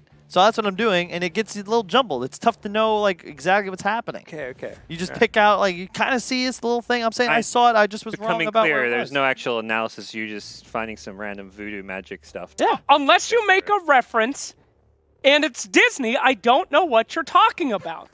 What you should have said is Maleficent looking into her evil crystal ball. All right? Wait. Get with the program. I thought we couldn't. Maleficent is evil? You can't say that. She is literally a villain according to the lore. Are you sure? Maybe not in Kingdom Hearts lore, but that lore is truly messed up. Sorry, Disney. Whoa. It's got problems. We'll fix it later. Let's talk about the game. Great games, though. Love them. Let's go into Morphling and Weaver. Okay, so it looks like we're seeing some picks based off these teams. OG has been running Bat Rider. They're one of the only ones. AG's been running some Weaver, too, lately. So these guys have done their research. This is good to know. Powerful heroes, though? Weaver's always been one of those carries that people thought was, I mean, used to really hard counter Bat Rider in lane. Nowadays, I don't think it's quite as one-sided, but it's still a good matchup. Yeah, With the idea. You hate playing these two heroes against stuff with catch or reach, and Weaver just provides so much support in that regard. You find them, isolate them, throw out bugs, and you can't really turn around and try and kill a Weaver with no real stuns. So. Please tell me this is S4 Puck. It might be. Oh. I think it's more like the Crit, but Possible. I'd say. It's open. It's completely Yeah, open, yeah. because the Doom could still be a support as well, but it's the more likely 3-4, an S4. whether, yeah. Puck Doom will be laning in that lane together. I don't know. When VP actually had these exact same heroes, Puck Doom, they went Doom 5 and Puck. Oh no, it was LGD. I think they went FY Doom They and did. Puck mid, Puck off lane. Yeah, they did Necrom. So that's what I mean. It's like impossible to really know. That's where again, it's like I could talk about it and say, oh, I don't know, but like there isn't really much to go on. There's a lot of possibilities. It's also like the different. It's not like we're talking about one of them going mid and then one of them going, support. It's like they're going to be laning together most likely. The expectation is the 3-4 combo. But who do you think is better? Let's make some real comments on this panel. Crit or S4? The old gods versus the new. That's a really easy answer. Yeah? Right, Gods? Who's better? Are we talking about like who's a better puck or who's just a better Who's player? a better puck? A better Puck. That's a Crit score. or S4 gods? I mean, in what context? You just turned a really hard question into a softball, just saying. I'm just trying to get any answer, really. I mean, S4 is the iconic puck player. That's one answer. But is he better?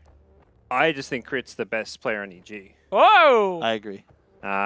Which means, maybe he could be comparable on puck to S4 these days. I don't know. I just think Crit is just incredibly talented. Yes. He What a is, great answer. He's like one of the top 5 players in the world right now. I would say so. Okay. Well, we're agreeing on something. Go on.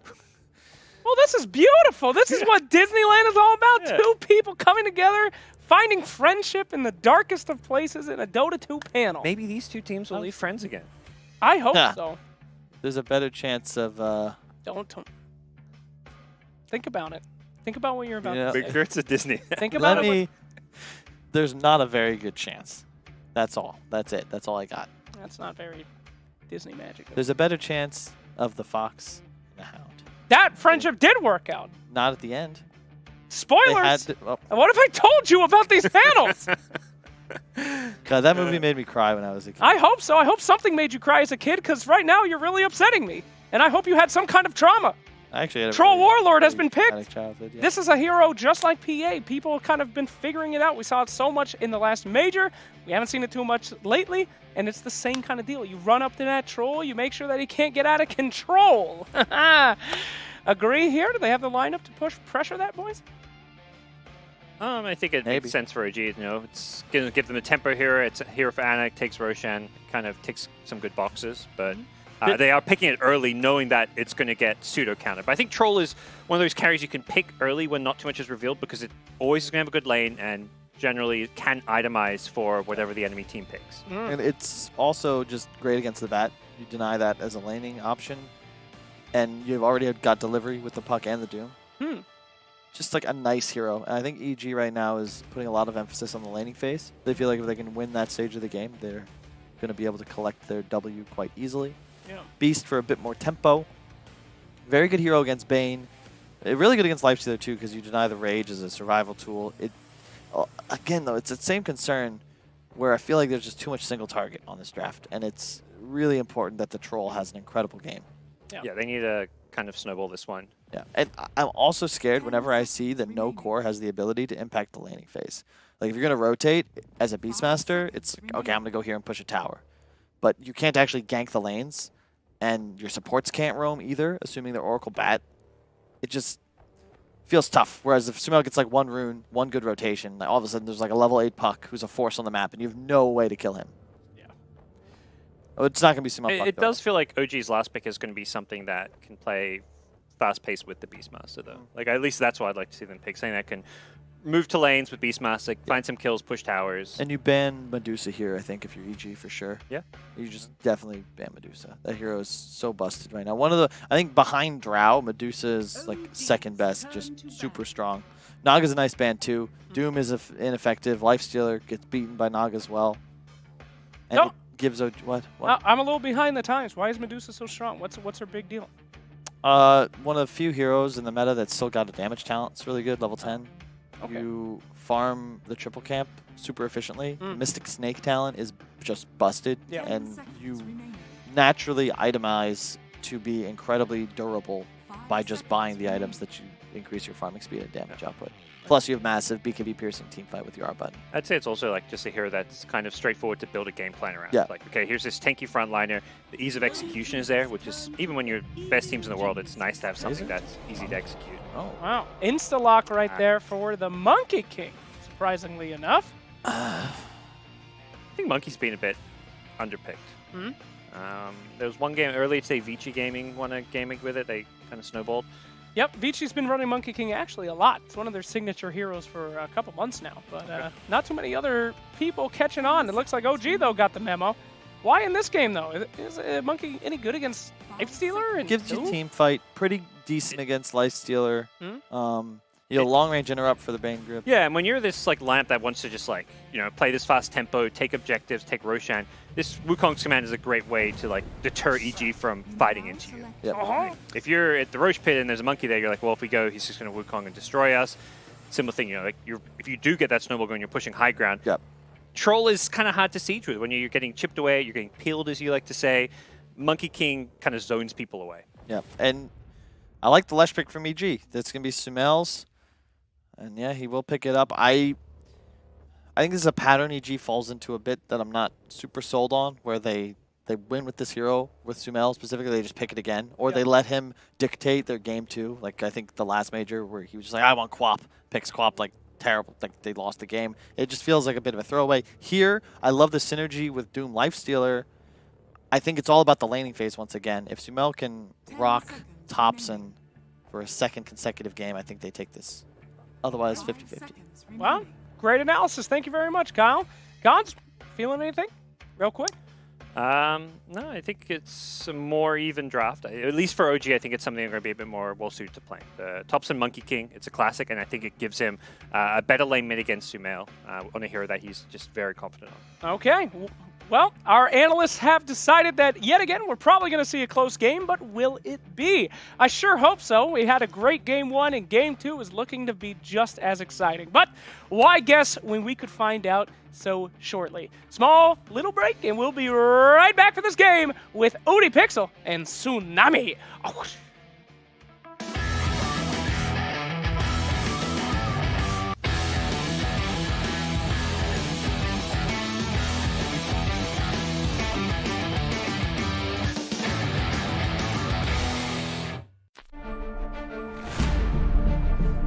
Observing is something where I feel like I would actually push the whole craft forwards. I could give people something that they would enjoy.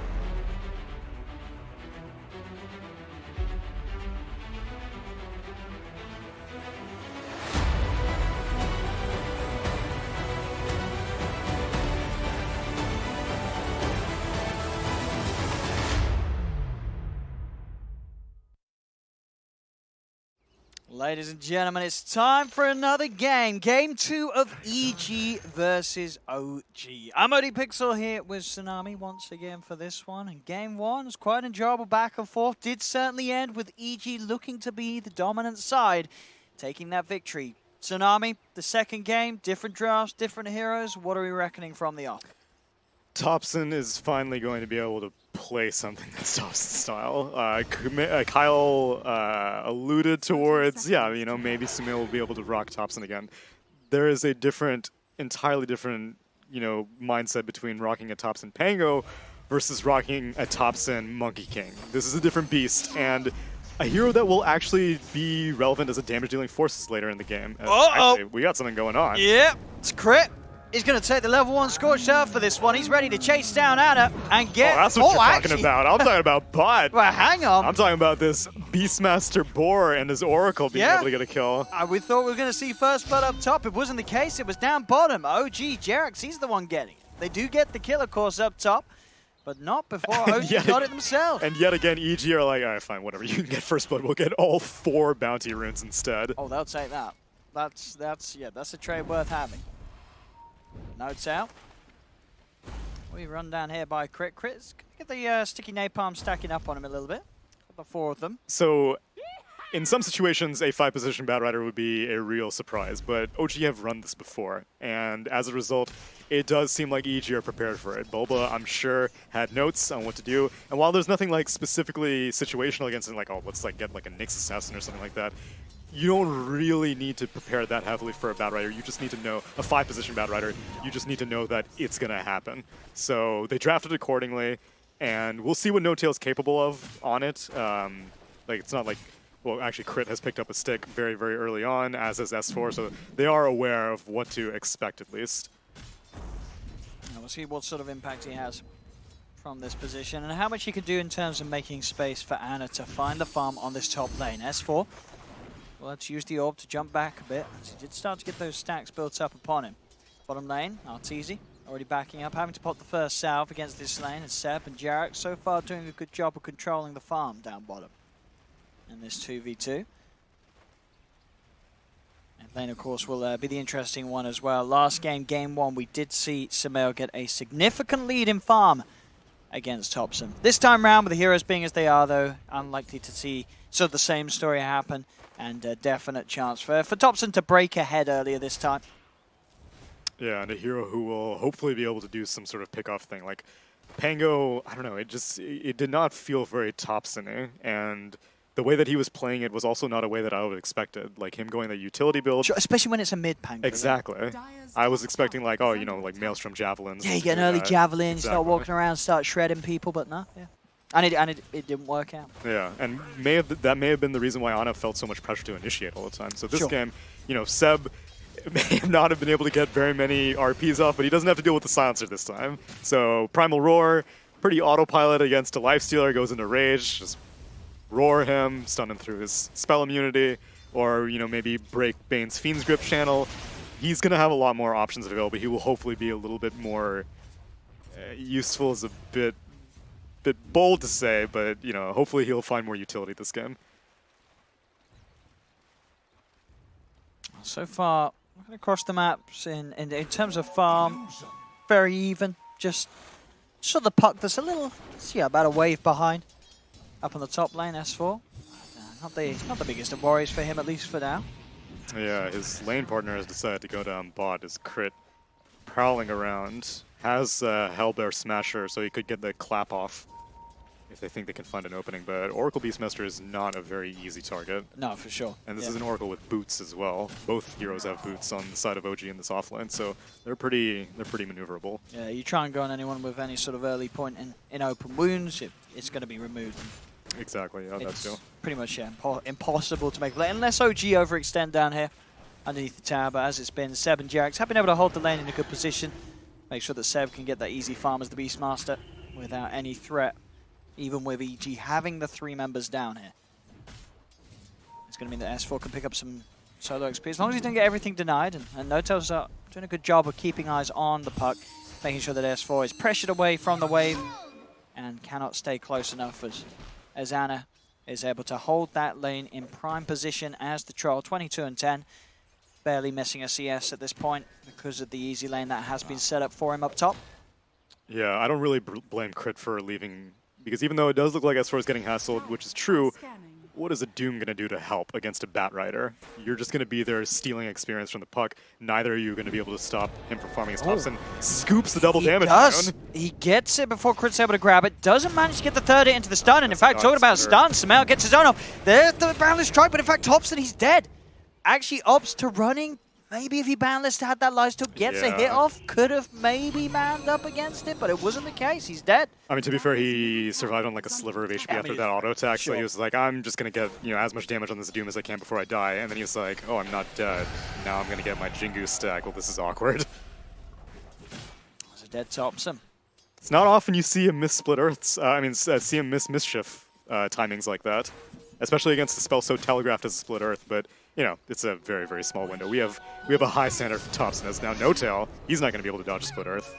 No, he's not. And it's a lot harder nowadays, you know, with the Mischief. You know, but just being able to dodge the damage, not the disable. I mean, but he's a TI winner, you know. That's all I'm saying.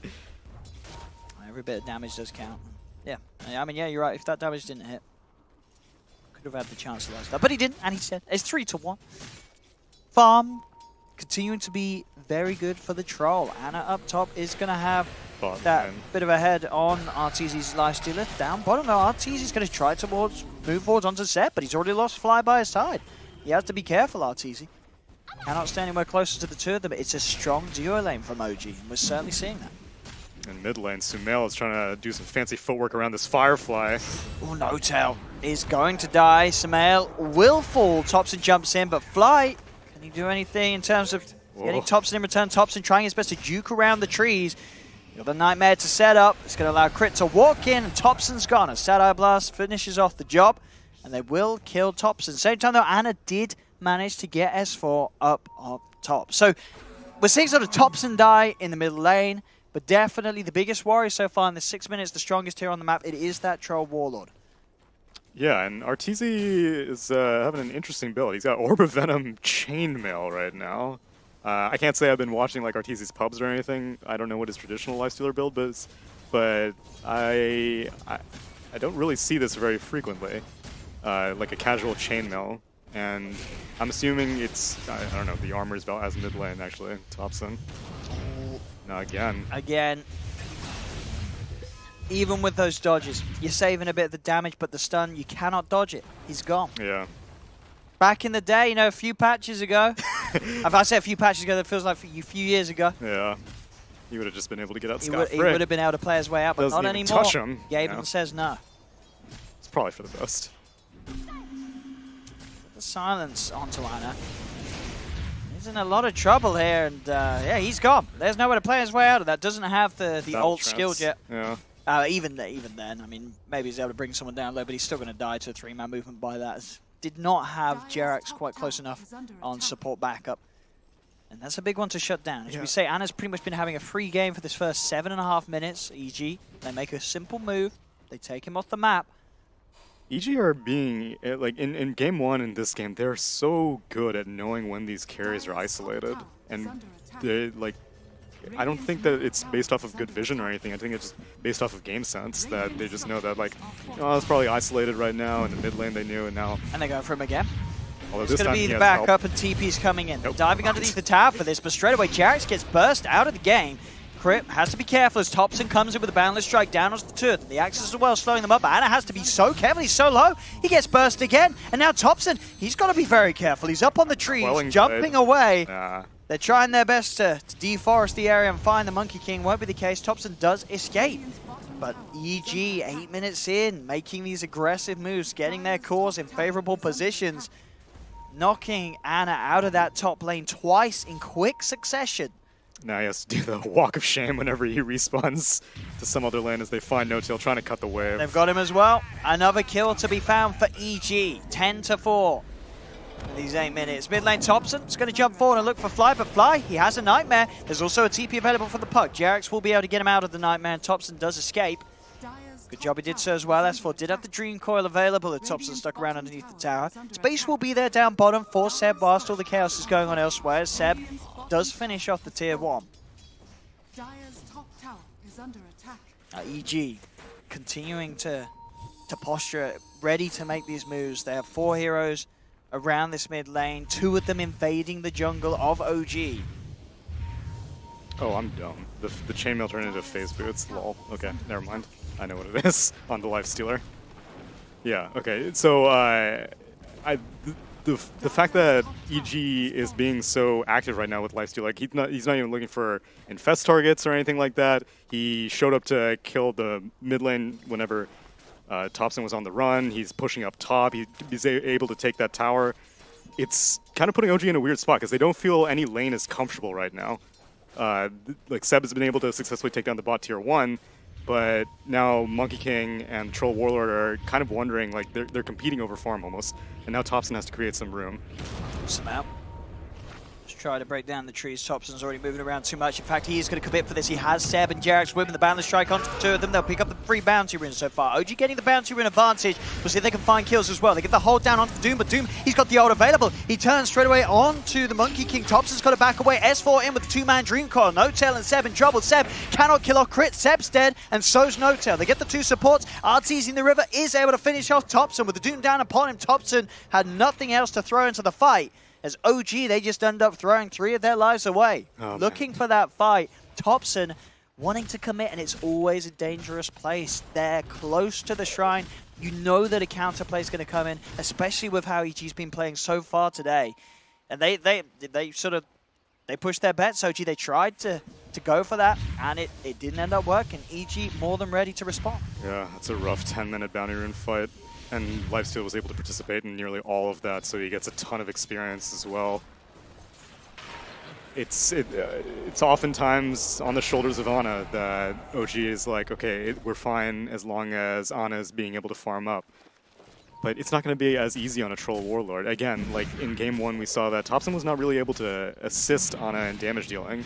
And so a few deaths here and there on a Monkey King, that can start really holding back your carry potential. Especially when it's this troll that is going for the Battle Fury, you're playing for the farm, trying your best to keep up with this Midas Lifestealer. Thompson out. Rundown will be there onto Jarex. Does manage to dodge the stun. Goes for the false promise upon himself, and with the heals from the shrine being doubled up, he won't die. Jarex will survive. And Seb, from that bottom lane to the mid lane, he's just prioritizing, taking objectives, getting the pressure on, forcing some sort of a reaction from EG. That will be the case. Samael and Arteezy, seeing if they can catch out No-Tail. No-Tail with the Firefly is able to get himself out of vision into the pit and over back towards the jungle. They can't slow him down. They can't catch him. Samael will be able to get a very juicy rune for himself, though. Regen rune into the bottle for the Leshrac. And this is when the 5-position Battle Rider really starts suffering, because normally you have a position 5 who's, level 4. They can at least be marginally useful with some sort of crowd control. Really all No-Tail provides is an irritating slow/turn speed modification, and then he can kind of cut waves and not really care too much if he dies for it. But he's not level 6 yet, he's not even level 5 yet. And so OG are attempting to make these moves, but they can't really threaten EG. It's more of a bluff.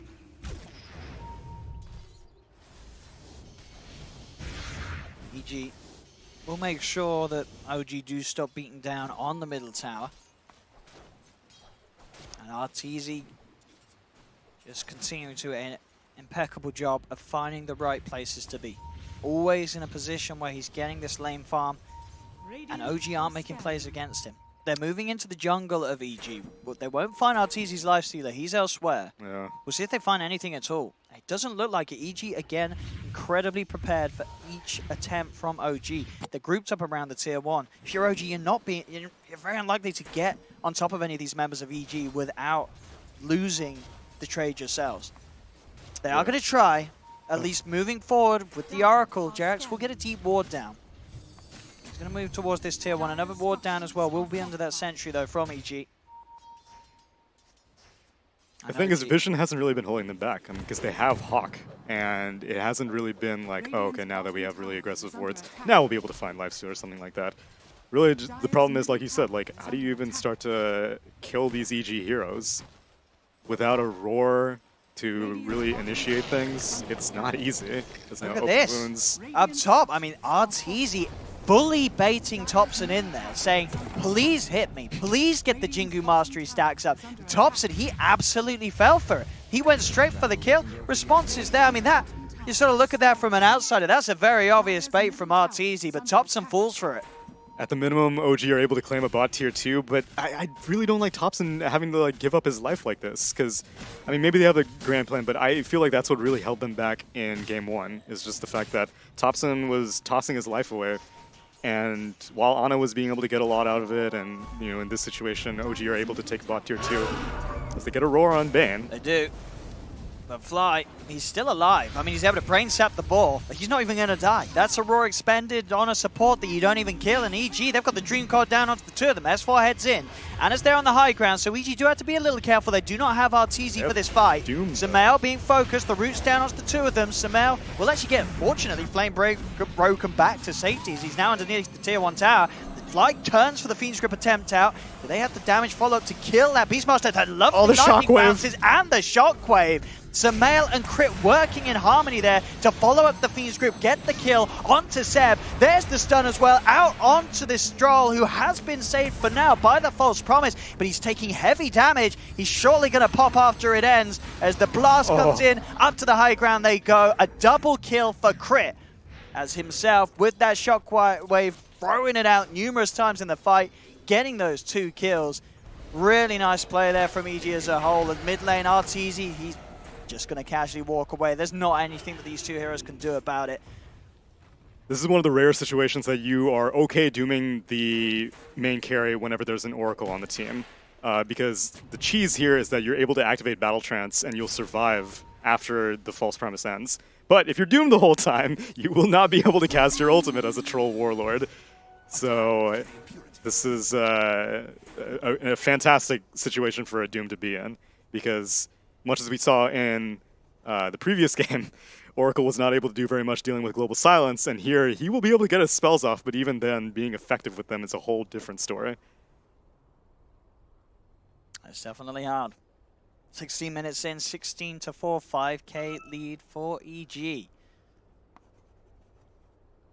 Game 1 was close for the most part. Got to a point where EG lost 2 racks and then we were able to turn and take the game. The power of Arteezy. This time around, this game 2, EG certainly feels like they're taking over that a little bit earlier.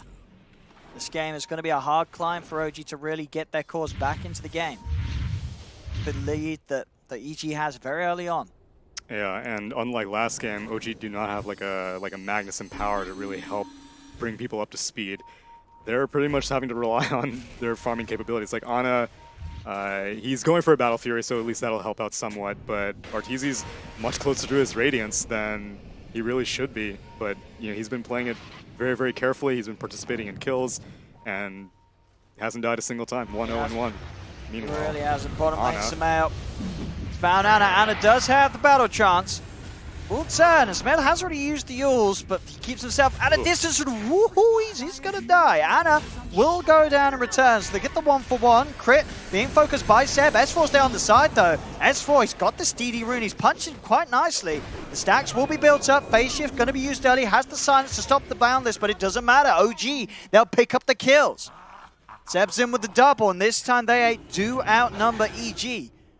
Very well played by OG. I think Leshrac was expecting the Doom to help him. Unfortunately, Beastmaster showed up, roared the Doom, and was like, no, you're not finishing off my Battle Trance Troll Warlord. And Leshrac's like, kind of need another hero to tank this Battle Trance for me, but no one was showing up, and OG quickly converged on the location.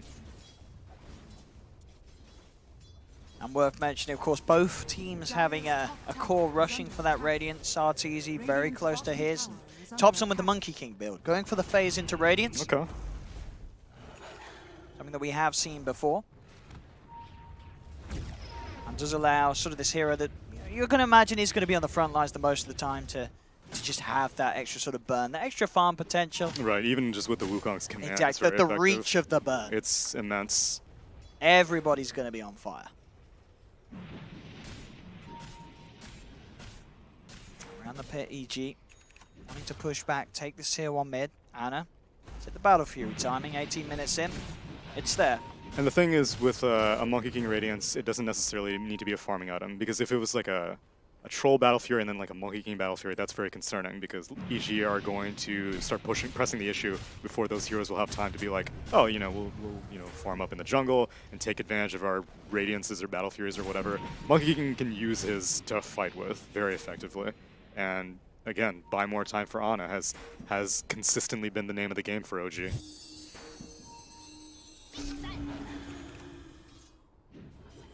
It's Thompson on the prowl for anyone who dares step out. S4 steps out. It's there, onto the puck. S4's gone. OG getting these. Oh, here are the chat wheels. Where's this OG been? They're getting back in. The hotkeys are working once again. Yeah, they were suspiciously quiet. Last basically like 40 minutes of game time that we've seen them in game 1, and now this game, it's been all quiet, but you know, they're starting to get their groove back a little bit. Only 1k net worth disadvantage, despite the kill score not looking as much in their favor. They're still doing a good job at farming up on their cores. And these big iron timings continue. 19.5 minutes in, Radiance is done for the Lifestealer. Seb's got his Necro Book level 2. I only imagine with the way things are going, Thompson is also going to have his Radiance at a very comparable timing to Arteezy's Lifestealer. Must be pretty soon around the corner. Yeah, he's about to have the relic completed in 800 gold, and he already bought out the recipe. To the 20-minute fight. The mouth, they cover S4. He's quick with the coil onto 2. They get the silence, the doom, the grip, everything onto Ana. The false promise is there from Jax. Trying to do his best to keep this troll warlord safe. EG there will continue to chase forward. Crit leading him with the Scorched Earth. They're on top of the troll. Ana is gone. Jax as well will fall. These dooms, man. This poor troll warlord. Although, I actually don't even know if that was a better fight than the last time they tried to fight on the EG high ground for the bounty rune. The true test if OG can actually win this game is if they are able to bully EG out of their own shrine rune. But so far, not going to be the case. Troll goes down, Oracle goes down, and No-Tail has to solo defend, but I don't really think it's going to happen. EG, they're seeing if they can get a catch on anyone else, but Seb, he's out there at a distance. Thompson, he's the one they really need to start turning up, and he will do now. He's got the Radiance done, he's immediately TPing over to the Shrine. He's trying to get himself straight in, but Sumail was prepared for the stun. Thompson does get the Wukong's command down, but they've lost No-Tail on the bat. Thompson, he's sticking down low. Jarex is trying to keep him alive with the magic immunity, but Arteezy is on top of them with the right clicks. Thompson, he's running. Seb's there, slowing down Arteezy, at least with the boar and such. Arteezy will be held away from Thompson. Thompson's still alive for now. He's ticking down low to the Spirit Vessel, but Jarex is there to keep him safe. Back in OG's jungle, Ana, he's being focused. The coil's down onto Jarex. Jarex silenced as well. The waiting wrist out, but Ana's going to work on the puck. The puck's dead, but OG, they've lost 3 in total. It's looking like it's going to be another as well, as Ana held down. Trim does manage to pick off the kill onto Sumail after the fight ends, and will be able to jump away on a slither of HP. Does escape, but OG losing the 3 heroes. They do get 2 cores nonetheless. Oh, Thompson, the greed! Jumps down to the lane, does get hit by the Spirit Vessel. I don't think it'll be quite enough to finish him off. Will be fine, does manage to get away, but playing on the edge there, Thompson. Yeah, OG, they, again, like, the initiation is just so peculiar. So Seb this time roared out the Doom, which is understandable. Doom was on the low ground, meanwhile the rest of EG were on the high ground. But the problem is that Thompson took way too much burst damage. After Sumail read that TP was going to come in on the Shrine, he was prepped for the Monkey King to show up. And then Thompson just had to spend the entire fight running around while getting Spirit Vesseled the entire time. So couldn't even really take advantage of his Tree Dance, and Oracle needed to help out the Monkey King. Ana did what he could with the Battle Trance, but he needs the rest of his team. No matter what stage of the game, a Troll needs the rest of his team to be useful. And just despite it being on OG's side of the map, they weren't prepared. Still signs of life, though. More so than what we saw in like the first 15 minutes of the game. Oh, for sure. Thompson, after the Radiance, going for the Manta. Make sure that he can make the most out of the Radiance with those Manta illusions. And also having those ways to outplay some of the point target spells, some of the silences available on EG's lineup. And hopefully purge off that Spirit Vessel also, so that Oracle doesn't have to be like, okay, I'll help you. Because ideally, OG, I want to have the focus of Jarex being there for Ana's Troll. Beastmaster. Talking about, well, Seb. This last game, some of the cores of OG getting caught out. EG finding these kills up top. N0tail is going to go for the lasso onto Arteezy. The grip is there from Fly onto N0tail. N0tail has Jarek, Hannah, and Thompson. As N0tail says, I've got new friends now. As Fly is dead. Get rid of the Bane. So that's the advantage of a 5-position Batrider. You saw Bane was just like, I will turn around and nightmare you. But unfortunately, that turn speed so molasses slow, and he was not able to get it off. Although it is just a support kill, but they're at least intimidating EG to an extent. Whereas in the previous game, whenever EG started getting going, it was very difficult for OG to put the fear inside of EG, because Fly was just able to get the most luxury global silences as necessary. Whereas this time, I think EG are going to have to put in a little bit more work to outplay OG, especially this Monkey King. Thompson is just being so slippery. Sumail.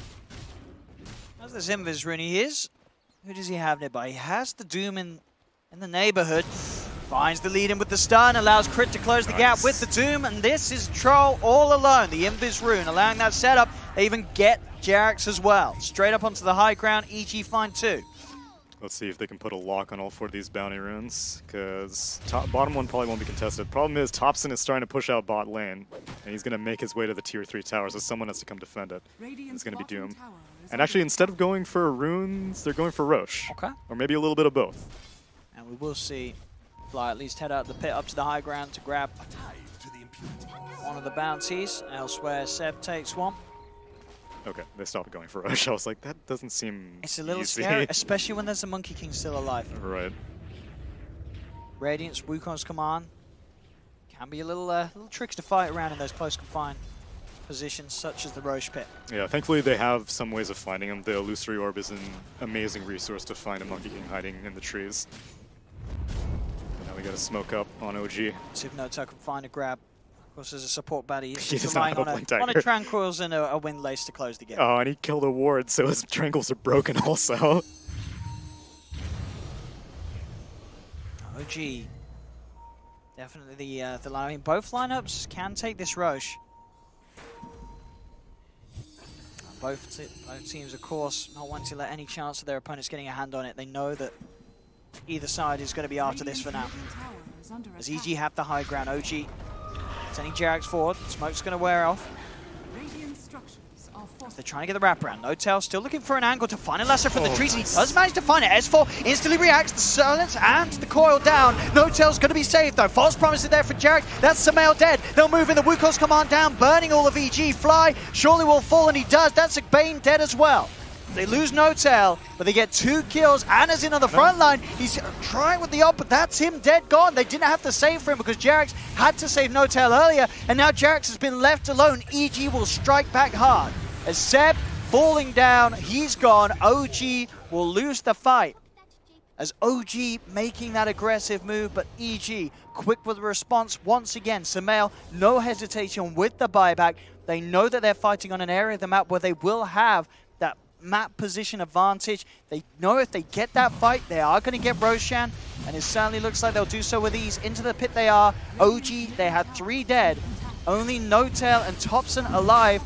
We'll see if they go for any funny business in terms of trying to steal the Aegis or the kill, but Crit's on the hunt. N0tail He cut down all the trees, so Thompson isn't even like a possibility at this point. Not that it was going to happen, but yeah, N0tail trying his best. He's just going to cut the wave now. That's the kind of initiation that OG needed, and I don't blame them for going to a high ground fight, as the Aegis will go the way of Leshrac, because you have a Monkey King, you have a Batrider, you have Hawk.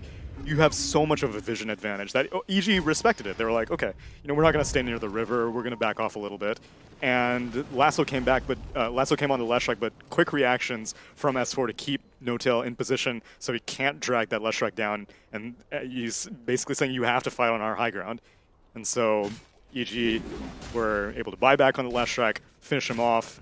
And it's just too much to ask from one Oracle to save 4 different heroes. Because you always know there's a big chance that the fight's going to go down south if your Oracle is having to save, or at least decides to keep the bat alive, this position 5 bat, when you have this Troll and Monkey King that they're going to be on the front lines. As soon as the bat's been false promised, you've got to be so careful about how you continue that fight. And OG, they just weren't. Anoaz heading in, fighting past that high ground area towards the tier 2 on the top lane of EG. It was always going to be a fight where they are going to get pincered in by EG. And EG taking the fight, taking the objectives. Tier 2 tower in the top lane getting pressured now as well. As EG maintain that advantage. 30-13, 7k lead, 28 minutes in. And again, the itemization has just been really on point for EG. It's going to be Aeon Disc on the Leshrac, so even though he got bursted really quickly with that lasso in the previous fight, that's not going to be a possibility afterwards. So he's prepared. And yet again, Arteezy on a perfect game. 3-0-10 right now on this lifestealer. He was chilling inside of Crit, who has a Blink Dagger and a Centaur Stomp. There we have it. In they go. They found Ana. Ana does have the back of a Jarex. False Promise will come in. They have the low sail lasso too. Dragging down one. Fiend's Grip holding Ana in place though will mean he'll surely pop after the False Promise. There's no escape for him. Ana will buy back. Sumail diving the tower here. Finishes off Jarex's Oracle, and Sumail, he's out. even keeping that Aegis safe. It won't need to be expended for now. He'll run back in. He doesn't care if he Give dies. me more mana. Falls. 2 buybacks have come out from OG, but EG, they're still keeping the fight going very well in their half. Seb's falling down as the Spirit Vessel. S4 jumps in. Seb has to get back to the side of Boundless Strike. Comes down onto the 3 of them though, and that's finished our 2. Double kill for Ana as he has the damage to follow up. Flies in trouble as the slows there from Thompson. 3 are dead on EG. This time it's OG with the buyback, swinging the situation around. There we go. This is what I want to see. All right, Monkey King finally entering the game. What a boundless strike on 3 of those heroes. And Leshrac, he was doing laps, and it looked good. I mean, with his BOT move speed, but he needed to die because he was completely out of mana, so he joined back into the fight. Problem is, it was a little bit too close to the shrine, so buyback on the Oracle and buyback on the Troll Warlord, which are expensive buybacks, but remember that Leshrac himself bought back, which is why he's dead for another minute after that it's a long fight time. ends. And OG's got good push. They have this Beastmaster. Seb with the Necro books. He's ready to run down lane. And 2 siege creeps in the mid lane as well. You got the Vlads. This is going to start getting very, very dangerous. They're going to be up to the high ground here. Tier 3 is certainly in danger. Maybe the racks as well. Fortification will be popped by EG. OG. And they don't have like any wave clear aside from the puck. Take this tier 3 tower. S4 trying his best to burst them back. Boundless strikes out. Thompson, he's jumping straight in, looking towards Fly. Crits in with the stomp, and the Infernal Blade. Dream calls there onto the 3 of them. But OG, they have the Wukong's command out from Thompson, making it very hard for S4 to get in. Jump in from Seb. The roar's out onto the puck, but do they have the damage? He's got the Necro Pucks on him with the phase shift. He's still alive on the puck. S4 will stay safe, but OG got what they came for. They got the full set of racks in the middle lane, and they back out without losing anybody. Yeah, just be happy with that. No-Tail actually ended up lassoing the puck, otherwise that would have been, lassoing the puck's Lincolns, and otherwise that would have been even worse for EG, but they're able to get out cleanly, and that roar on the puck seemed a bit optimistic, but thankfully OG back off, disciplined, and what a turnaround. They're still down in net worth, they're still down in kills. But they got a racks. They got a racks, and freaking OG doesn't even have tier 2 towers claimed yet. Yeah, they're sort of overall half of the map still looking well fortified and defended with the towers they have up. Even game 1, game 2, like it doesn't really seem clear which team has an advantage at any given moment. They're just toying with each other, it seems. But right now it does seem like OG have got a good handle on things, and No-Tail is starting to become more and more useful with his 5-position Batrider. Still has not gotten a Blink Dagger yet. But I don't really know if that's his plan anyway. He's got a drum completed. He just needs to be a threat. I mean, Puck had to build a Lincolns for the Roar and a 5-position Batrider. It's top lane, No-Tail. Just looking towards Arteezy, Thompson, and Seben. Now around. It's a little too far for them to chase. EG more than prepared. S4 TP'd over to be the helping hand to give Arteezy that safety. That's him out. Space down bottom will be there for him. Pushing out, just trying to get that Shiva's Guard complete. It's the plate melt, 1400 towards the Mystic Staff and the recipe. I'm actually pretty curious what Arteezy is going to go for his 25. A lot of times, Lifestealer's 25 is a huge spike because 2 seconds on rage is great. This game, it's not really that useful, but also the feast damage doesn't seem particularly useful either. I don't know. Oh, okay, actually, Ana has gone for a Satanic, so it is pretty nice. There's a lot of HP. that you can feast off of. But we'll see what his plan is.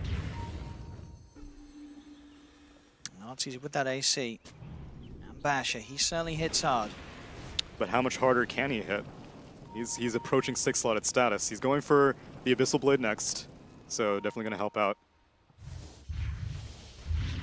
Of course, worth noting, once again, it is another match where Arteezy is yet to die. Flawless showing so far on the Lifestealer, like we've seen many times today from Arteezy. Dire scan, scopes out the smoke. OG are immediately going to migrate north. Hopefully they don't leave Oracle behind, though. Radiant's top shrine is under attack. Oh, they see pings. They see this Oracle. And Arteezy, he's found Jerax.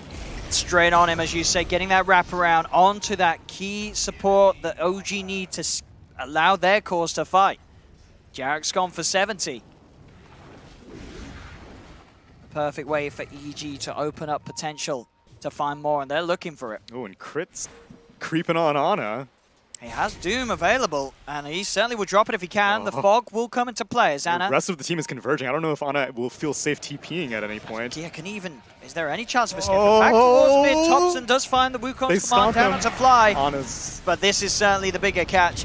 Getting this troll, Ana alone. Arteezy comes in for a bit of the glory, XP and gold. And Ana is dead. 100 seconds, no troll, no buyback.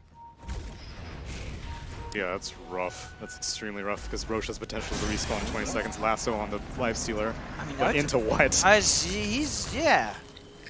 Taking him on a little test drive. That definitely was a lasso for what? You want to go on this side of the map? I mean, I'll take you. Maybe he's into that, you know. Time down and I go, hey, I go out there. What's he doing?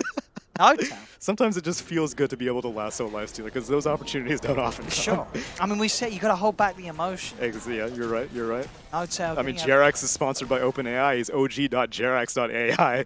He's playing like a robot. But it's not a very smart robot. Dire's courier has been careful. killed. Courier's dead. Okay. S4. He'll take it. JJ was on that. There was nothing. There was nothing. There was nothing. But still, it's a courier. It's a courier. It's about sending a message. No, OG, they can't send themselves items. Radiant's bottom Thompson, tower is Scardy's under done. attack. 2,300 gold. We'll see what he goes for next. Of course, with the Scardy, very nice as well. Get that balance, the Wukong's out. You're going to be slowing down a lot of people, especially through that magic immunity, through that rage. It's nice. The slows can come into play. Make that a little harder for Arteezy to lock down on a target. EG trying to establish control before this next Roche comes up. Start planting some aggressive wards in the northern jungle and see if they can find a pickoff. And this wraparound could be pretty painful for OG. There's no tail. Fireflies forward. S4. Knows. He's got Arteezy inside him. Jump forward. They get the coil out onto the two of them. The bashes are out. Jerax is dead. Wukong's command will be there towards the mid to try and separate the fight. They'll go for the Roar. Out onto Arteezy, but Arteezy still with S4 there, good to go. Arteezy does get knocked up to the high ground with a flame break, so he cannot get back into the engagement. It may have been a good thing, because Troll just TP'd into that shrine. They'll go for the Rage TP out, and he's away. There's nothing to cancel it. Lasso's not back, and neither is the Roar.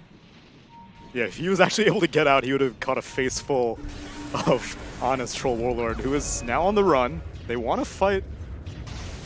So now just get the lightning slow onto No-Tail. They really just don't want to give up this half of the map. Because as soon as they go on their side of the river, OG's like, sweet, it's our chance to start establishing some vision before the next Roche.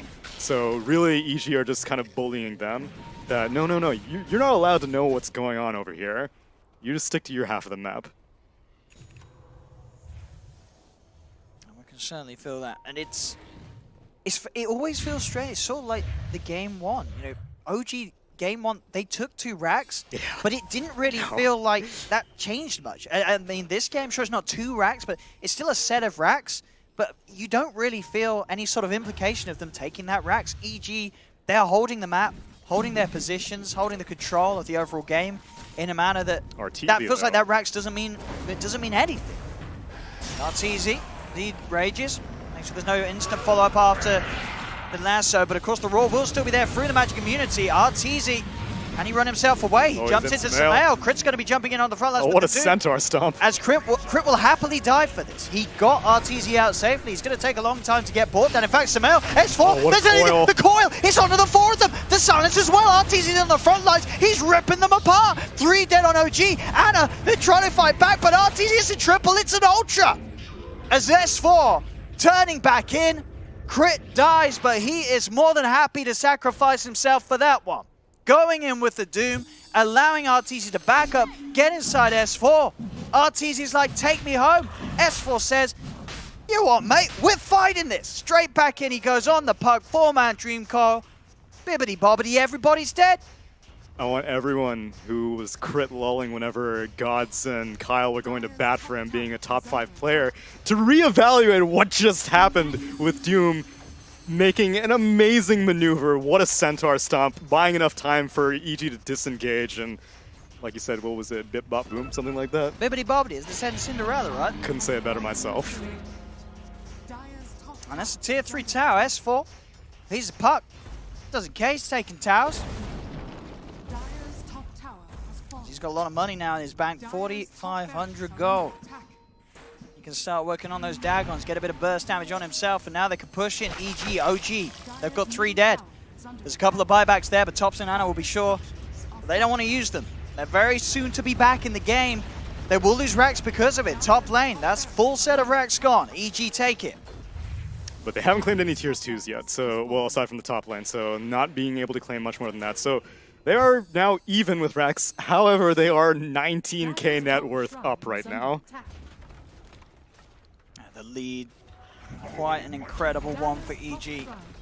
And they want to keep pushing it. Take that mid tier 2. Still have time on these Sages. Still have plenty of time left on the Sages. It's just a very hard game for OG to recover now. Sure, they've now lost to Rax, which some of the EG had lost earlier, but as you say, the difference in farm. Yeah, just the solutions to be able to kill a Lifestealer are just becoming near impossible. Like, the Lincolns are going to be consistently placed onto the Lifestealer. He himself has that Abyssal Blade completed, so he's got damage block on deck. He's got the Aegis. And he ended up going for that Rage Lifestealer, I mean, Rage duration, because it may not be about the match community as now Lasso. I mean, Crit. Okay. He should die this time. They get their revenge. They drag him in. The full 5-man of OG beats down upon Crit, and he's dead. And all things considered, the Doom is very important. Like I said, being able to Doom the troll so he can't battle trance is instrumental to these successes. And Seb and the rest of OG want to, again, take heavy advantage of this. But Sumail's going to cut the wave, not going to give them an avenue. And what else is there to claim in the mid lane? Mid lane you already took over. Sumail's scanned out, but this man has BOTs at 550 move speed with his Yules and Kayasha. I mean, Thompson's jumping through this the man's just trying bulldozing waves. No tell is there with the wraparound. Sumail, I don't think there's any play that he can use to get himself out of this. Is Sumail? Oh, he cheeses it. All right. He does use the cheese here. Could have argued that it would be better to be saved, as there's no way that he's fighting back through these, even with the lifesteal from that Octarine. It's not nearly enough. To an extent, I would say he did his job, but now he's dead for 90 seconds. So you bought time for the Doom to respawn, but now your Leshrek's dead. So perhaps a bit overzealous as now Puck. He does have RTZ inside him, but won't want to jump out for that play on Anna. It's too close to the base. They know that OG's going to have backup. They have the whole squad alive. Yeah, and Bot Shrine is still up and running for OG. Huh. Well, initially it seemed like things were hunky-dory for EG. Now there's a little speed bump. Did get shaken up a little bit there, those last few minutes. They really are right after the lead that they have. Yeah. As we've seen it swing back and forward already a few times this game, still very much in the ballpark of EG. But OG certainly showing that they will, you cannot slip up. EG, they cannot get comfortable. They've got to keep playing at the level that they've been bringing so far today. No hesitation, no degradation on the level that they're at. They have to keep it up. All right, so what 25s do we have on deck? I already mentioned the Rage duration taken by Lifestealer, as he probably just wants the attack speed. Leshrek goes for the Edict explosions, as to be expected. Although that may need to be put on hold as they find out Troll Warlord. That's a big one to find. No Anna buyback. out alone. It really does feel like it's been a bit of a story for the cause of OG this series. Just going to march down mid. Yeah. 90 seconds, no Troll Warlord. And that he doesn't have it because of gold. He doesn't have it because it's not because he bought back previously. He's down 1.7k gold from being able to buy back. So that's not good. That's not good for OG. Anna didn't do the maths. Fly. Doesn't have an accountant. Fly. All right, well, Seb's stalling, I suppose. A lot of people, they really want to kill this Beastmaster. Seb does have buyback, so as you said, brings them back. Still on the mid lane though. Crit and Arteezy, they're trying to go for this. The lasso will be there onto Arteezy, holding him down. He'll be able to get himself out of the Wukong's command. See, EG want a troll buyback right now. They don't know that he doesn't have it. They're just like, any second. I mean, they're going to realize that if he's not buying back, yeah, then it's time to just go. Thompson, BKB popped. He's pulling away the creeps in the mid lane, trying to do his best to make sure that EG don't have the creeps to siege the base with. It's kind of working, as they have not taken tier 3. It's just Arteezy, and he's still waiting. He's like, Troll's going to buy back and kill me any second now. There's another creep wave coming in. You can see Thompson, he was trying to get the illusions there in time with the Radiance, but they weren't close enough to the wave. So the wave gets in. There's still one range creep alive. That's all they need to take down that backdoor protection. Seb knows he's got to get back in. With the creeps coming in, he'll buy back on the Beastmaster. That will now push EG back. And no Troll having to do anything the entire time. Not that he could have, but he ended up not doing it. OG are so good at this. I distinctly remember a TI game where No Tail on his Chen was able to cut a creep wave and basically save an entire game. A game-winning creep wave from finishing off his Ancient. Oh, Samael's TP back though to the Shrine. He's got the catch out onto Thompson. The Yule's into the stun. Samael, he's going for the play here. He has the backup of Fly 2. Thompson, can he run away? No, S4 in with the Dream Coil. Thompson bursted down with the BKB that he already used earlier to cut the creeps in mid. It wasn't ready to pop again. Thompson's gone.